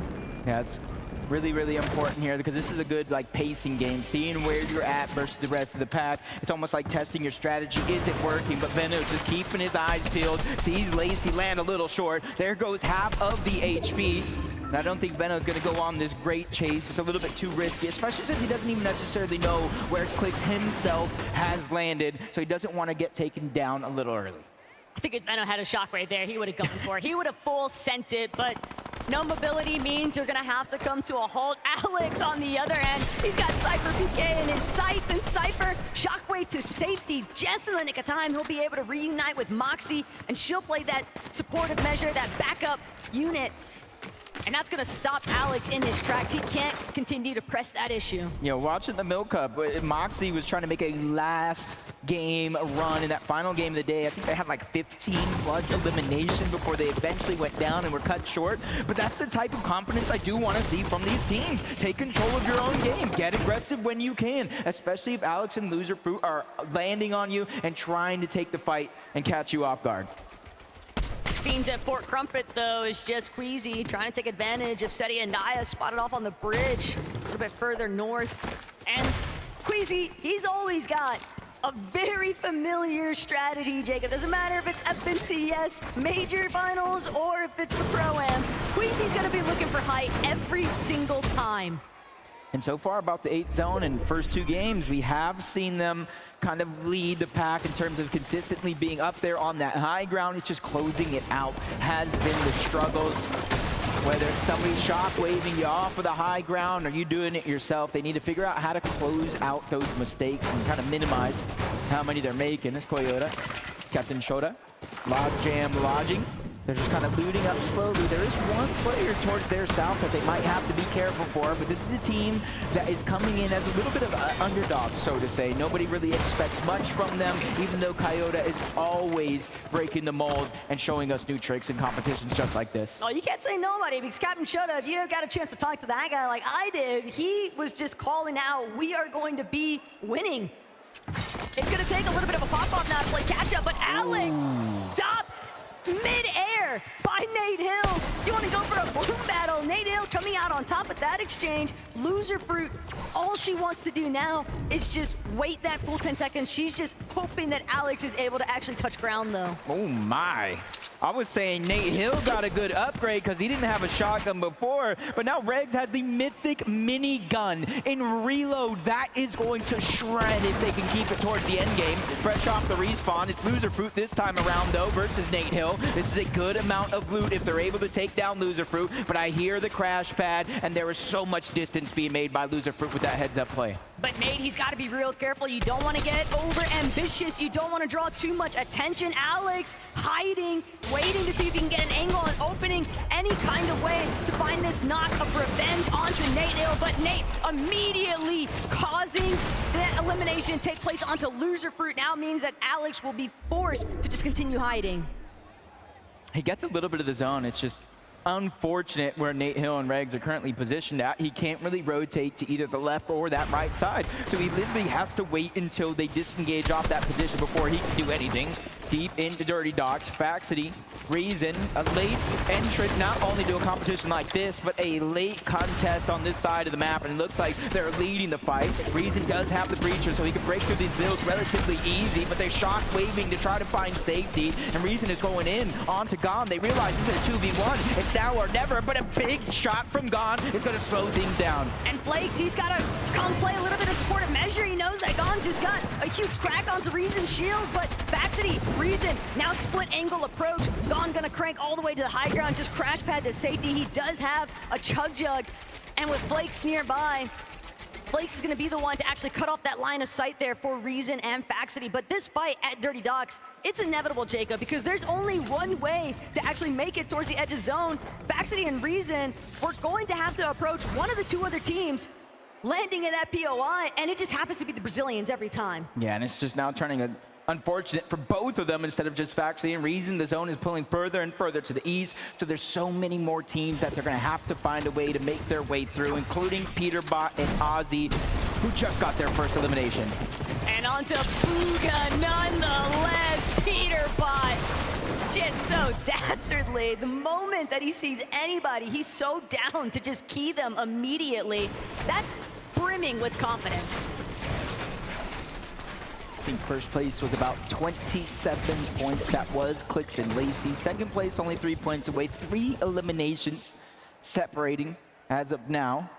But you can see that two teams still over here. 1 damage per tick in the zone. There's a lot of chug barrels, a lot that you can go ahead and recuperate the HP, the bandages as well. So it's not too much of a worry that they're staying here, but look at all the resources that they're using. Reason is almost out of those small bullets. You see him just 5 shots left in the shotgun. Luckily, Faxity is there to finish off that elimination and give him the loot he so desperately needs. That was a great snipe by Faxity, making sure to cut off that escape angle. But at the same time, Jacob, they spent so much time. This was such a steep investment, fighting for so long at Dirty Docks, and they're not exactly better off for it. Loserfruit gonna add to the count, though. 1 more elimination for Faxity and Reason to take advantage of. But they are still out in no man's land compared to where other teams are already positioning inside of the zone. And with the amount of time spent, they might as well just continue to play exclusively for eliminations. Yeah, especially since, you know, if you're in full control, you have all the loot, and you hear those players just getting rebooted over and over and over. You know that solo player is staying by, and you can just continue to farm just like they're doing so far. Cold and Courage rotating through Slurpee Swamp. They have to be careful. Seti and Daya right above them. Mongrel on Ollie A just close to the zone, and there's still 1 more team as well. All of them have a little bit of priority over them on this rotation for now. A lot of bodies, though, at Slurpee Swamp, and we all know Peterbot does not like anybody in his territory. Might only be a matter of time before he looks to start clearing out some of those teams and playing a little bit more aggressive, but peeking back in with our Game 2 winners, Lacey and Clicks. If they can continue to replicate the level of success they found in the last lobby, Jacob, they might start to run away with this one. They have that calm, cool, collected demeanor. They have the chemistry, best friends, some would say, as Ozzy's on the other side, putting pressure down from above. Peterbot's to have a crash landing, trying to make his way up with that shockwave. Meanwhile, that full duo that they were going up against quickly made their way on out. You said it yourself, Taco. Slurpee Swamp, that belongs to 1 man and 1 man only, or boy. That would be Peterbot. and he's just really wreaking havoc all around the lobby. And you're seeing that he's going to pack a punch in his loadout. It's not just the Thunder Shotgun and the Mammoth. He's making sure that he has the SMG as well. That way he can just end a fight in the blink of an eye. But with the way that Peterbot and Aussie essentially just reclaimed Slurpee Swamp, they forced every single one of those other teams that were trying to take advantage of some of the heals surrounding Slurpee completely away. He's not allowing anybody else to utilize those resources. It's only Peterbot and Aussies to take advantage of. Ronaldo, Kanata, they're one of those teams, a little bit stuck on the outskirts of Slurpee, but they got a decent little loot pile next to them. See, I knew this was the only team with 2 FNCS championships, but with a Chapter 2 Season 1 win, Ronaldo is the only creator with an FNCS champion. Hey, that's got to give a little bit of confidence for someone like Ronaldo. I know we were kind of watching him practice in the rooms. His mechanics are there. It's just kind of like the outside factors that change when Fortnite and the meta changes. But Ron doesn't even need the championship title. Ron would have that confidence regardless of the circumstances surrounding his competitive history. Allier, though, Zeke was asking for it. Guys, please stop bullying him. And it seems like it's worked out so far, but Mongrel, Allier, they might be running smack dab into Cammy soon. Gotta keep an open eye out. Flix has lost Lacey, though, and we are rapidly approaching that no more reboots territory. This is best case scenario, though, with Lacey going down, because you got a max pull to the south, which means a lot of those teams are already going to start their rotations on over. Just need to figure out how you're going to get the loot. And if Flakes and Gon are going to push up on you, but no, it's actually Flakes the one looking to get aggressive. If he can win this 2v1 fight, that's the loot that they need. And there's a big shot on the Gon. He goes back to back. Flakes is feeling the pain as well. Flakes is not slowing down as he does get the knock. Gon is gone. He is out of here. And now that is Lacey's loot. And Clicks, he's still looking to chase him out. He wants to get this duo fully eliminated. Flakes barely managing to survive. He's trying to run every which direction. One more shockwave to create some space. Lacey with attack from overhead. They're crash padding in. They've got Flakes on the run, but he's gonna sit and hide inside of the bush. They don't have any idea where he's actually scurried off to, and they'll be forced to just head right back to the zone. Flakes did his job. He gave Gon a chance to get rebooted back up, and with him staying alive, there's going to be a second chance as well. But I wish them all the luck in the world, because look how stacked that side of the zone is when the reboots finally turn on. Luckily, there's barrels. There is Slurpee Swamp, so there is going to be some chances. But you got to give credit, all the credit in the world to Clicks. Not only making that opportunity possible, getting Lacey back in the game, but getting him loot. Isn't that the creator's job? But it's just not enough loot, and Clicks, he's gonna pay the ultimate price. They're victims now to the rest of the lobby. Everybody holding into their position, and they're down and out for the count, Jacob. They'll go back to the battle bus for game 4. That is just 8 placements too short to get any placement points. At least he was able to get some eliminations to keep the points flowing. As Faxi and Reason just getting targeted. Luckily for them, as of now, they're on the front side of the zone, so eventually teams will have to start to rotate their way in. Just how long can they keep a hold of this pressure? And it seems like things have settled for them, so it's about assessing the situation. And you can see they're using everything that they have, every resource. Bandages first, then the Chug if needed. And this is how Gon is just getting put in the ringer right now. Another elimination, and it's after 7th zone. He's not coming back this time. And Gon and Flakes just caught in the crossfire for way too long. First it was Faxity and Reason, but Venno, Reddish, they're looking to keep the ball rolling here. Reddish is gonna have to take a moment, replenish some of those shields that she lost. But with 6 splashes, a couple of big pots, it's gonna be no issue whatsoever. They're definitely looking nice and healthy, but the high ground is what might be up for grabs soon. Yeah, right now we see Queasy and Nick at 30 on one side, but on the other, Ali A and Mongrel are actually making an attempt for it. Might be a little bit too soon though. 7th zone may wait just a little bit longer, especially with one team getting focused, but they do have it, and they have it secured for now. You see them firing off into the distance. That's Queasy and Nick. They're seeing where this zone pulls, and Mongrel and Ollie A, they get the zone pull. They get high ground priority. But the for now is the key word here, because the moment that Allier tries to get a peek overhead, Queasy just immediately pushing him back. They're still looking to play for that height takeover. And Queasy's intentions, this could be an all-out brawl for the high ground in a matter of seconds here. But the whole lobby is on the move, Jacob. They're all trying to control that front side. Even Alex using the crash pad that wasn't even his. Mongrel, he's been in this situation before, being able to hold on to that high ground. Ali A is doing his job right. Anybody that flies past, he's trying to put down pressure, trying to land some damage, make it easier and easier for the lobby to thin out. But Reddish has just got taken down, leaving Veno by himself. And you can see he only has 3 minis, so he's going to need an elimination if this goes to a heal off. He does have a lot of builds to work with, though, for the time being, but he's got Kanata and Stable Ronaldo directly underneath where he's boxed up. Mongrel still trying to control height, but Queasy, Nick A30, they're overtaken. Mongrel by his own, he can't keep tabs of everyone around him, so Queasy gonna force him to drop. That was a 200 IQ play. You had Nick at 30 pushing up, being the actual aggressor. Queasy in the distance landing the damage. Ollie A is now down. Mongrel's by himself. 90 on the Chug Chug, only 25 builds left. He's trying to keep his position in the front side of the zone and attack. But for how long, with more and more players starting to put pressure, you feel and hear the shots firing onto his builds. Oh, but Cammy just got shockwave deep into the heart of the storm. Peterbot, one more time, as a solo. He's gonna have to use the slurp juice. He's gonna have to find some more eliminations if they want to make up for the placement points with those individual elims. And Mongrel might just be the target in his sights. Mongrel doing everything he can, working his way through the low ground, but he doesn't have enough. Peterbot, though, getting caught up in more action than what he bargained for, trying to get the layer switch over, and he's going straight for the high ground tackle. Might not take it all. He missed that opportunity. Goes straight down to the low ground. Thanks to that elimination on him, Mongrel. He does have some Chug Jug left. Veno's doing the same thing, getting aggressive, forcing players lower and lower on his current position. Queasy and Nick, third time could be the charm. We've seen him on high ground. Let's see him close it out. But Kanata, Ronaldo, they've just been skirting by. Peterbot with a 4th elimination now onto Nate Hill. And it could be disastrous for Savage.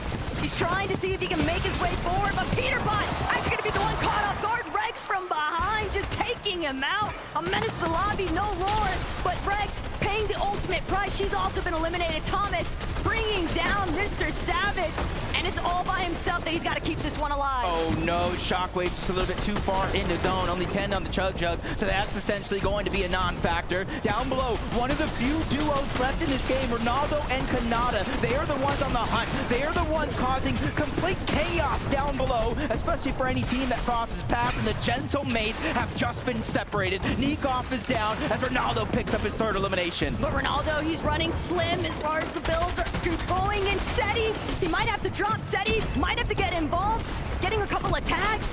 Kanata's shield's so incredibly low, but Seti, he's all by himself. He's just trying to stay out of the line of sight, and he can't go much further.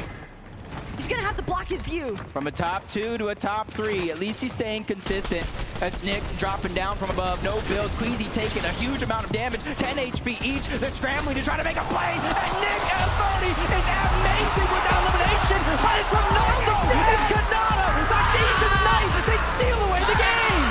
Ronaldo and Kanata from out of nowhere! They were always a part of the conversation, but everybody just took their eyes off for long enough that Ron could close this one out. That is what we expect of a former FNCS champion. Hi boys, don't lose your voices before you've had a chance to talk to me. Pretty excited about that one. Everyone had their eyes on you going into this competition. Game number 3, you finally show up. How does it feel? I mean, this guy right here is the GOAT, man. This guy's the GOAT. This guy's solo clutch, and you know me, I'm a FNCS champion. I carried my squad back in 2019. You know, the genetics and everything. We just a go-to duo. We waiting. When's next game? I mean, to be honest, that was probably the easiest game of Fortnite I've ever played in my entire life. All right, I'm not gonna even lie. We finally got a South Zone. Finally. If those who know, you know what I'm saying? We finally got a South Zone. The first 2 games, we're top left. We're running the whole map, landing bottom right. We finally get a zone, and I said we're gonna win it. And what happened? We won that game. I feel like I'm hearing some excuses though. Are you saying you're only gonna win this if you get Southside zones? He said, watch, if we get a zone, we're gonna win. What happened? I mean, look at it. The first 2 games, 2 pulled max. Till we did top 5, top 3, and now we won. Easy. All right, well, let's see if you can make it easy. As you were saying, Ron. It's not over yet, though. We still got 3 more, so, hey. There you go. Let's not get ahead of yourselves. Galen Center, please show some appreciation. It's Ron and Kanata. Let's head back to Zeke. No way the Pro-Am is delivering on the entertainment right now. Oh my gosh. I am just so in love with this format. I'm so in love with Reload, and I'm in love with everything we're seeing right now. I cannot believe we got a win from Kanata and Stable Ronaldo. I mean, what a way to win that, right? The solo clutch, Kanata as well. Listen, I got you with the callback right there to Major 2. If you know, you know. South Zone pulls in their favor, though. They do win the game. Gosh, Kanata's just so good. Honestly, I mean, you know, we make jokes all the time about when zones pull this way, that way. When Kanata pulls a zone, he usually does very, very well. We like to talk about players that kind of fly under the radar, and for whatever reason, Kanata, we just keep forgetting that he is one of the best players in Fortnite. He is the only player in the world to make all 26 FNCS Grand Finals. And to see him be here on the FNCS Pro-Am to prove himself on the caliber that we expect him to, that's what I love to see. But honestly, Stable Ronaldo is really surprising me. We talked about a lot of these influencers being their loot llamas. I think Stable Ronaldo is pulling all the weight as well. Look at that, 3 eliminations each. It was Ronaldo to get the final shot as well. It was equal right there at the end. I mean, 4 eliminations apiece. It'll be interesting to kind of see after the tournament ends how many times the quote-unquote content creator was able to match the eliminations of the professional player. But with game number 3 right there, Kanata and Stable Ronaldo, first place. Oh, no. Wow. We are halfway through this competition, and once again, those standings get flipped on their head. Now, we are at the halfway point, which means we're going to give the players some time here. They're going to go ahead and head back with 3 more games to go. They got to start talking strategy, what they're going to do in that second half of the competition. I want to also highlight here, man, Queasy, Nick A30. Yeah. Oh, my gosh.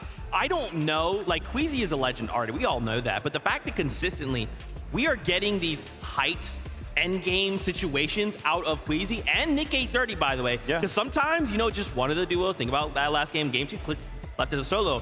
Nick 830 is right there with Queasy.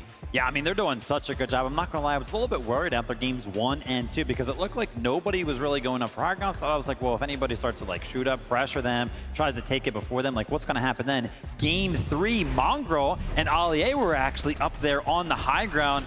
And that lasted for about a minute because Queasy just knows how to take the high ground as well. Got to give a big shout out to Nick, though, because it's not easy to kind of follow up on those takes. No, I love that you talk about Mongrel taking high ground, though, because if you looked on the other side of zone, around zone 8 there, that was when Nick A30 and Queasy were essentially egoing. Typically, when one player starts to establish high ground, they kind of hold it until someone either chops them or tries to steal it away from them. But to ego a player and to just build your own high ground on the other side is a different sense in itself. But Queasy, Nick A30 doing a great job. Nick A30 getting an elimination onto Seti, one of our invitational winners, is definitely going to be in his highlight reel. Beautiful shot right there from Nick. Dude, and I love to you kind of bring up Seti. I love that we've also kind of been seeing Seti. He's kind of like lurking, right? He keeps making these end games. In game number 2, we saw him kind of paired up with Daya as well. They're on the low ground. I mean, Seti is like, he smells blood in the water, right? Like, he's that shark lurking in the depths, waiting to strike. And the problem is, we kind of keep letting him make to end games. Yeah, I mean, I'm going to pat myself on the back a little bit here, right? We were talking about the duos, having a little bit of a conversation. I was like, I swear, Seti and Daya, they're like good on paper. Everybody's like, what are you talking about? I'm like, I swear they should be good. They're like, nah. Shout out to KXR, though, because I saw KXR put some respect on Seti and Daya's name as a duo in this competition. So far, though, I think they're proving everybody wrong. I mean, you called it out, honestly, that we have a lot of FNCS competitors here, a lot of people that make it to the grand finals, but this is a team that has won multiple lands to both of their names, between the Milk Cup, between the Invitational. These aren't just LAN competitors, these are LAN winners right here, and that's why we are currently seeing them in their second place spot. But for me, I'm looking at eliminations, and I have to look to Ozzy and Peterbot. 16 eliminations, the most in the lobby, but of course, placement is where they're falling short. Yeah, I was actually, looking towards that as well. No surprise that they do have the most. It's also kind of crazy looking at that leaderboard, how close, like top 7's very, very close. I think it was up to like 3rd place. There's only a 6-point difference right now, so it's still pretty much anybody's game. Yeah, that's really scary. We kind of missed out there at 2nd place, right? Cooper Zemi still also hanging on there, making sure that this 1st place spot doesn't get too far away, right? I mean, just to see like the I love that reaction. The variety of talent, really, from every single duo. It doesn't matter who we tune into. There's excitement. There's plays being made. Like, man, Reload is just so much fun. Yeah, it really, really is. And shout out to Alex, right? Because Alex kind of putting on an early game clinic right now. Definitely going for those aggressive pushes. That game, though, definitely got a little bit of a pushback. Nate Hill was moving a little bit, actually took out Alex on a push and was able to pick up a couple more eliminations kind of following up on that. Yeah, we like to talk about kind of these micro adjustments that players make during the tournament, because although you can prepare for Reload, playing at home, playing ranked games, there's only so much that you can really prepare for a tournament. The meta kind of evolves as the tournament goes on. So to see Nate Hill kind of respond to how Alex is playing, because we saw Alex, like you said, going for those early aggressions and then just kind of punishing the players near him. Making those small adjustments like what we saw from Nate Hill is what allows you to stay at the top of the leaderboard. I'm curious, right? Now that we have kind of this halftime, we're kind of going to give these players time to think and kind of take a step back and collect themselves. I'm wondering what they will bring for the second half of the competition. For now, though, we will go to a little break. When we return, more action here from the FNCS Pro-Am.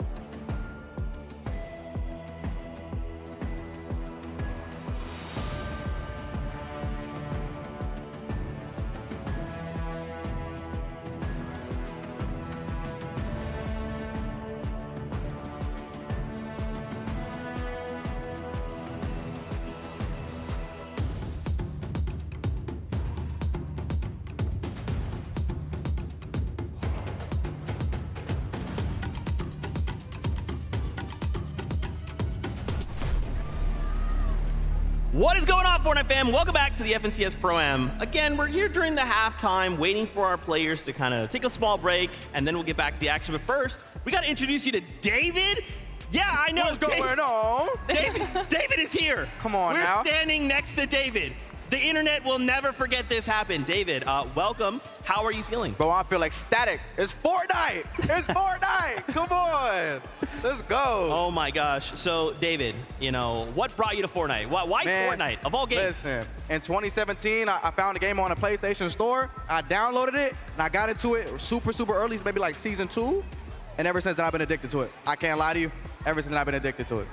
Crazy, bro. Okay. So we was talking a little bit before we obviously hopped on here. Tell everybody what you told me. I was like, you know, have you been keeping up with Fortnite competitive in general? Yes, I'm coming for that. I want to be a pro too. Look at that. My journey not done.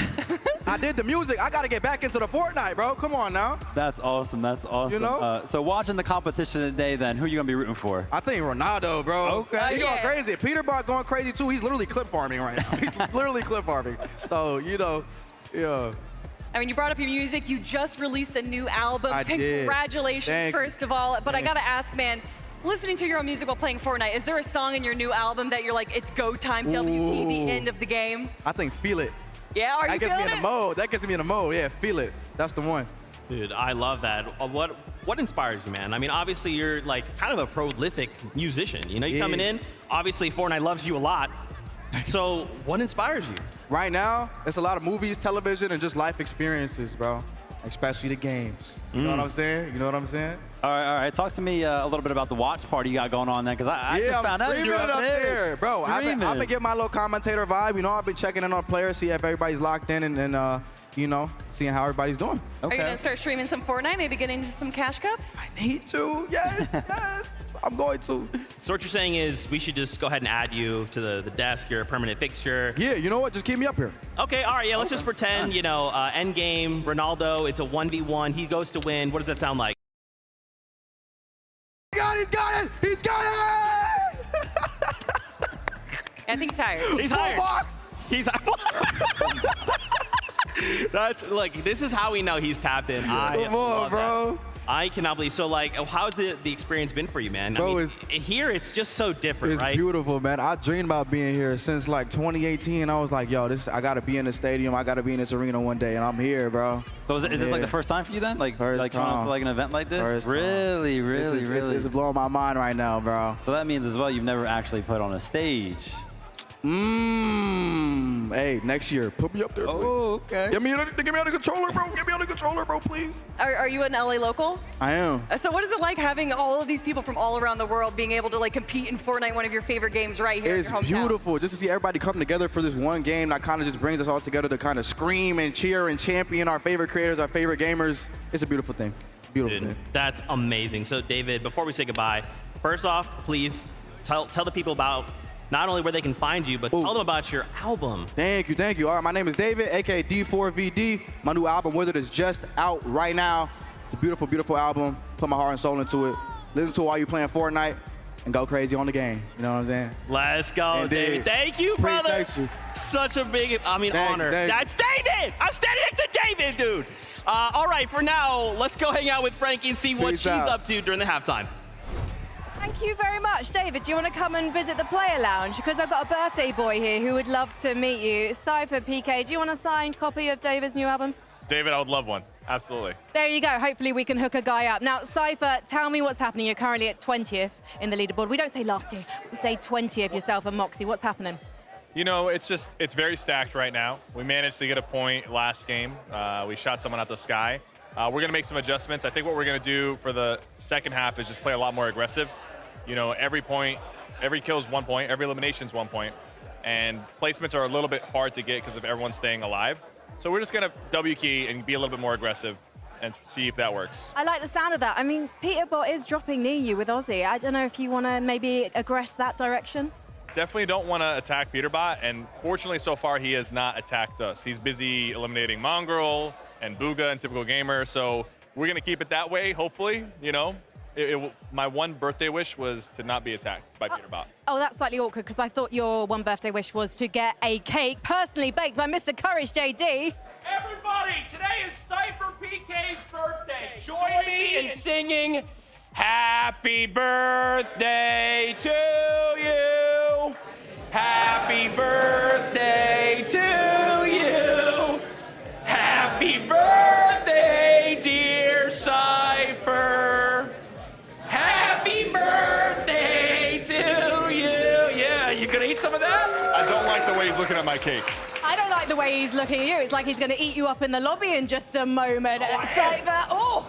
Okay, so before we let you go, Cypher, the birthday wish. You got the cake, but now are you going to get the elims and head up that leaderboard? Absolutely, absolutely. It's game time. You got to show them that Unk still got it. Awesome. Well, we are going to head over to Takata right now while I celebrate with the birthday boy. Thank you, Frankie. Look, you're talking about Unks, you're talking about icons. There is a lot of icons competing here today, and I've found myself an icon as well. You might have seen him in the past Pro-Ams, the 2018 Pro-Am, the 2019 World Cup, all of the skirmishes. I am talking of none other than Golden Boy. Golden Boy, how are you feeling? It's a pleasure to be here. Massive shout out to USC. What an incredible event this is. And it's honestly just wild to see the Fortnite Pro-Am back. I remember commentating the very first Pro-Am way back in the day. And man, I can tell you, it has definitely come a long way. It's been incredible to see how far this game has come. I love to hear it. I love the excitement. Now, you've watched the pre-show. You've watched all 3 matches so far. We've got creators. We've got pros. I want to know, is there a specific creator that maybe surprised you a little bit on how well they've been playing? Well, I mean, obviously, I don't know. Can we call him a creator? Stable Ronaldo? You know, I mean, I think FNCS winner. I think he definitely has a little bit of that juice. But no, honestly, it's been great to see all the competitors like really giving it their all. And massive shout out to my boy Cypher PK, because it's his birthday. I've casted many of his events, so huge birthday wishes to him. And also to my boy Courage JD, because that dude has been a thorn in my side for years. So massive shout out to you, Courage. I love you, buddy. But seriously, it's really cool to see all these creators come out for this. I love it. Look, you're shouting out a lot of the OGs. You're familiar with the OGs. Now, are you going to put Cypher PK as your prediction? If you have to predict who is going to stay up on top in these next 3 matches, give me a duo. Oh, man, look. I got to go with Clicks after what we just saw earlier. Absolute God-tier performance out of him. But you know what, man? I really want to see a little bit more out of Nick A30 and what was the new guy? Was it his name? Queasy, Nick A30? There it is. That's the duo I'm looking out for as well. I'm trying to see them get that victory royale, and I think they're going to do it after this next game. I love it. You got to put some respect on Queasy's name, the GOAT IGL of Fortnite competitive. I am loving the action so far. You're loving the action. That is a solid prediction. Any last words before we go back to the desk? Oh, man, you know, I was there for one of the first Fortnite events ever done right here in LA. It's incredible to have seen how far this game has come. Look, I think it goes without saying, the community that's come out for this and it's really shown the passion and the love. Like, keep doing that. Keep enjoying stuff. It's important to enjoy things, cheer for the things you love, and have a good time out there. This is really, really a fun time, and shout out to Epic for putting this on. I love it. I wouldn't expect anything less from the icon himself, Golden Boy. Thank you so much, Zeke. You know what to do. Shout out the OG Golden Boy. That's where Booga came from, in case you didn't know. I mean, Golden Boy was just an absolute legend. Thanks for doing that for us, buddy. We appreciate that. And of course, shout out to Cypher PK. Happy birthday. If you haven't already, go wish him a happy birthday. Tweet at him, however you want to do it. Just make sure you say happy birthday. All right, we're kind of getting closer, okay? Closer and closer to kicking back up the competition. The players are having some time to kind of take a step back and collect themselves for the last 3 games. Why don't we take a look at kind of our standings and remind ourselves kind of what's transpiring. Because, man, these games have provided so much chaos. And, you know, if you told me, hey, after game number 3, Kanata and Stable Ronaldo would be in first place, I'd be like, bro, what are you talking about? There's so many different names. Why them? And my bad. I'm sorry. I didn't know. Yeah, I mean, honestly, a little bit of a slow start, maybe a little bit of a sleeper start out of the duo, right? I was kind of watching them in some of the games. Stable Ronaldo getting, like, knocked. 6 zone that one game, and then all of a sudden, game number 3, that's where they kind of found their stride, the low ground. They found their zone. Shout out to Kanata for that one. But yeah, I mean, it's no surprise here, honestly. Like, I think everybody kind of coming into the competition, you've got an FNCS winner paired up with an FNCS winner. I mean, come on, what's going to happen? Yeah, I mean, you know, a lot of people say that if you look at Fortnite from 5-6 years ago, it is a vastly different game, especially the competitive side of things. But still, being able to have that competitive mindset, understand what your priorities need to be, and also be able to synergize and communicate with your IGL is very important. I think that's what Stable Ronaldo brings, where maybe a few other content creators fall a little short, is that he understands what it means to be a duo, what it means to be in a team and work together. I love it. We've done something special. We've got some stats from the first 3 games. Let's take a look and kind of see, are there any front runners leading any of these stats? There's a name. You know, it's crazy, Viv. Why don't you just call out that name that seems to be eating up quite a bit of these stats? So I read the first one, right, and I was like, ooh, Alex and Peterbot kind of tied up, and then my eyes went further down the list, and I was like, oh, Peterbot. Most damage done, best damage ratio, most builds, most eliminations. Peterbot, yeah, this is why he was finding himself toward the top of predictions. He's also going down around 8th, 7th place, and a lot of those eliminations are kind of earned towards the end game. So for the fact that he has the most damage, the most builds, and the most eliminations, while still not placing that very high, just shows how much of a powerhouse he is. As somebody who pretty much gets to watch Peterbot on a daily, and I love doing so, I'm kind of afraid to say we still haven't seen that Peterbot-esque performance, right? I'm talking about one of those end games where 7 eliminations, you blink, and all of a sudden he gets them. Well, I mean, Peterbot, you know, a completely incredible player in the standard Battle Royale mode that we're used to, and he has just perfected that. He's played everything with it, and I'm wondering, actually, if with it being reload mode, that it's not necessarily facilitating the kind of end game that Peterbot is used to.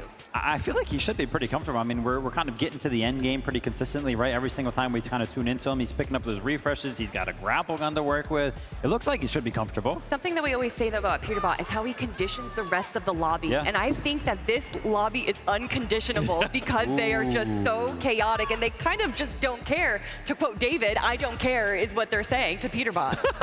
I like that, but I think there's a point to that, right? Because obviously the fact we have all of these different things, there's so much chaos, shocks, and people kind of landing back down. You're like, I just eliminated you. Wait, stop, don't come back, don't come back. Like, there's so many different things, and I think there is, because I agree. Normally with Peterbot, we're used to seeing like, oh no, there's 20 duos left alive, it's Peterbot, and then suddenly like, wait, Peterbot won and picked up like 11 eliminations?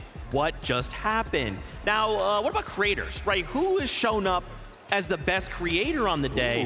Well, it's actually Zemi who is looking the strongest right now, and I don't think any of us are really surprised to hear and or say that. I mean, just look at some of these stats. Zemi, he's got ice in the veins. Yeah, I mean, no surprise right there. We were kind of talking Zemi. For anybody who doesn't know anything about Zemi, pretty much taking over the zero build scene. He's considered one of the best players in that game mode. Coming over to the Pro-Am, obviously, yeah, you got to build a little bit, but the aim should be there. He knows how to kind of use all of these weapons. And I was actually talking to Zemi, right? Cooper was kind of gassing him up. He was like, dude, his aim is just like so good. And I was like, well, yeah, because in zero build, you're used to people kind of like shockwaving around, all of the movement that kind of gets added to zero build. Sometimes you just got to hit those shots of players flying through the sky. He's used to that. Reload, a lot of people flying through the sky. He's literally doing those aim trainer maps that we see, but it's just in zero build. But again, you know, he understands competition. He's entered competitions himself and then joined by Cooper, who is an incredible IGL. But looking at the numbers, Nate Hill, if we're going to talk about a dark horse, Nate Hill is definitely one of them with 1,500 damage. Well, yeah, a lot of that's actually got to be from last game, right? We saw him, I kind of talked about it a little bit, gave him a little bit of a shout out for pushing back Alex. And I mean, if we're just looking at it on paper, it's like, whoa, like Nate Hill should not be able to push back Alex. I mean, Alex has been playing the game. He's an FNCS champion. Nate Hill, yeah, he's still kind of playing Fortnite, but he hasn't really considered himself or, you know, jumped into the competitions in a very long time. But to kind of see him do something like that and the show on the damage zone leaderboard, really, really cool to see. I even saw Somerset up there, right? Like, yeah. Whoa, what's going on, man? We're putting up some damage numbers here. It is so absolutely amazing. Now, we actually have an interview lined up. Let's check in with Clicks and Lacey. We have to check in with Clicks and Lacey because they're 4th place on the leaderboard at the moment, but there's only 11 points separating them from Ron and Canada at the top. Clicks, what happened in that last game? You know, there's a bush in front of us, and unfortunately they had a mammoth pistol and hit a headshot on Lacey, so he got hit 170. Not a good look. It was hard, but really can't come back when zone's that far, you know? Yeah, and I mean, Thomas and Somerset, they're going to do that to you once they get the mammoth in their hands. Lacey, what's the strategy going forward? I'm landing on Somerset. She out the air the entire game. Well, maybe Somerset's listening to this and she's going to be ready for you. It's a W key situation, though, isn't it, Clicks? It's anyone's game. All you need is one good game and you can dominate the top again. Yeah, I mean, these next 3 games are going to be really aggressive, so it's about just staying on par with the aggressiveness and trying to get many kills as possible. And what's it like knowing that the crowd is on your side?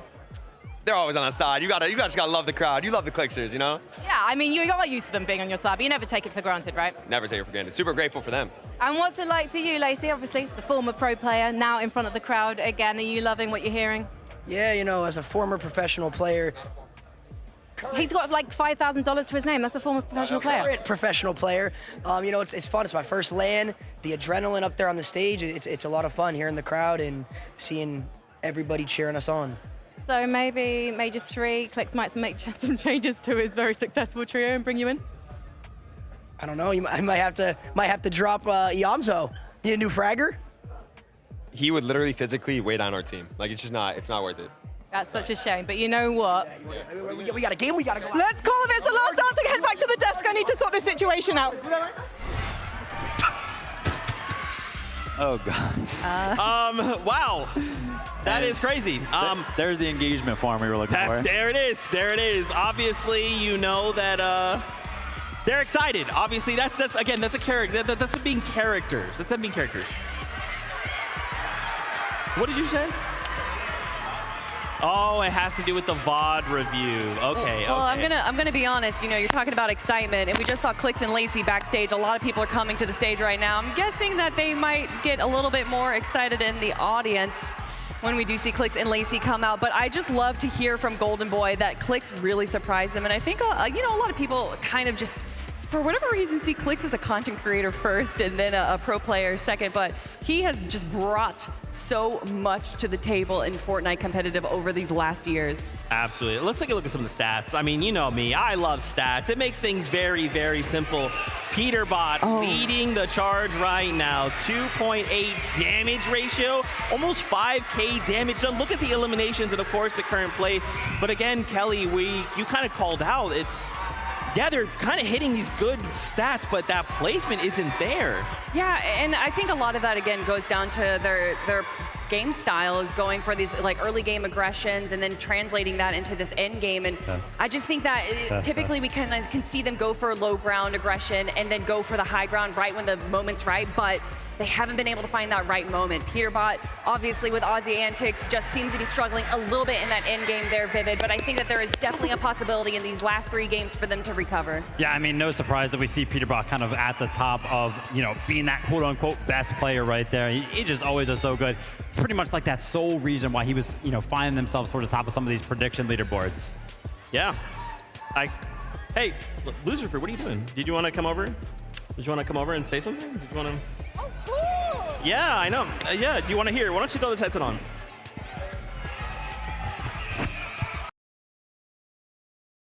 I'm now casting the event. Okay. We welcome you. Thank you, Lucifer, for joining us. We're doing good. He's doing so well. Yeah, he's doing good, isn't he? right? Popping off with the. I think he has the most elims alongside Peterbot. Yeah, he does. Right? Yeah, tie. Hey, Yeah. all right, let's go. So what did you guys talk about during the little bit of a break there?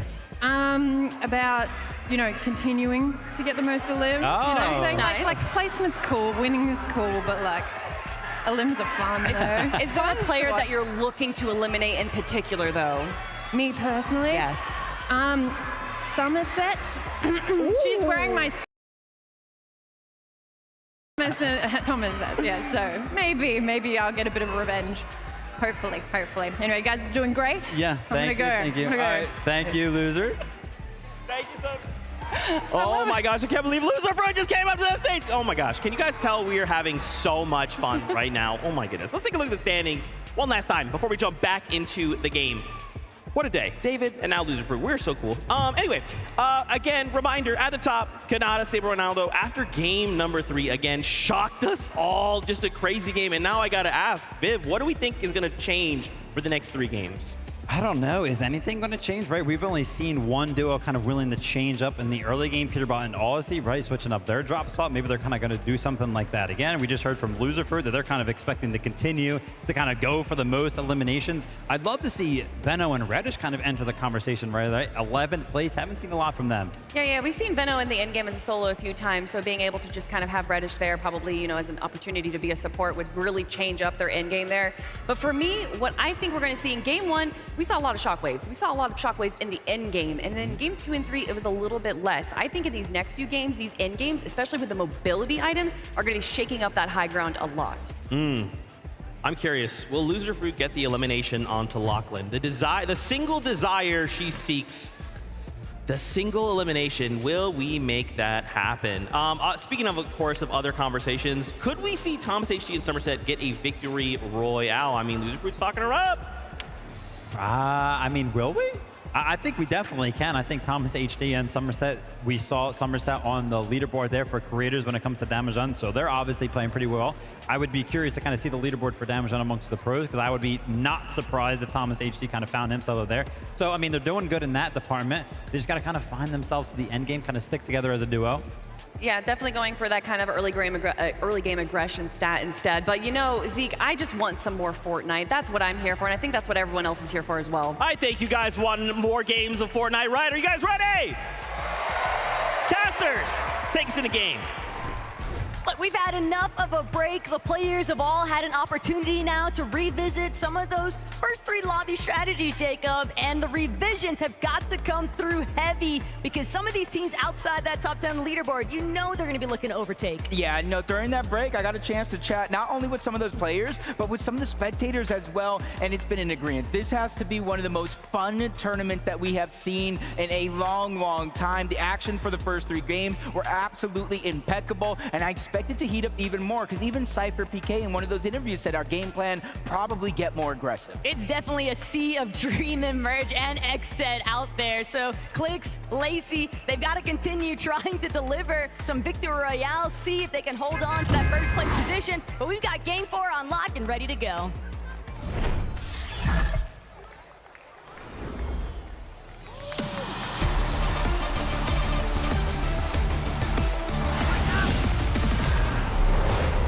This is it, the true halfway point of the 2025 FNCS Pro-Am competition, and where you're at on the leaderboard, I feel like dictates how you get to play. In the top 5, business as usual. Anywhere down below, if you're looking for that #1 spot and to be able to hoist that trophy, you might have to get aggressive. But some things are not going to change as Alex opening up with a big elimination. Loser Fruit said, hey, just keep hunting them down, and he sure is delivering right now, but Faxity, he's going to find the most shield currently at Dirty Dogs. Semi kind of hesitating for a moment. Didn't want to take that mammoth pistol shot. Didn't feel like he was going to be able to actually close that gap. Cooper might actually be looking to take the charge though onto Fax. It's kind of taking their time, feeling things out. They don't want to go ahead and make any decisions that they're going to regret later on.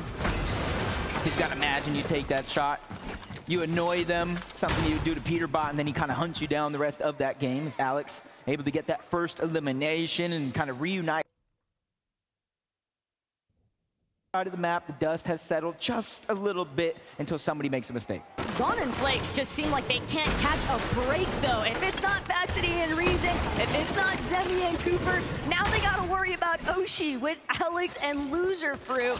And another team that the desk kind of called out, hey, we'd like to see them enter a big part of the conversation for today's competition. Peterbot though, completely taken down. Out of nowhere, typical gamer and Booga, they just got an up close and personal. They're tired of waiting for the action to come to them. Oh, and that is a big loss. Not just the point that they give on over, but the Chug Jug and the legendary Slurp going on over to Typical Gamer. And it's Typical Gamer himself, boxed up Peterbot. Oh, you know Pete's mad.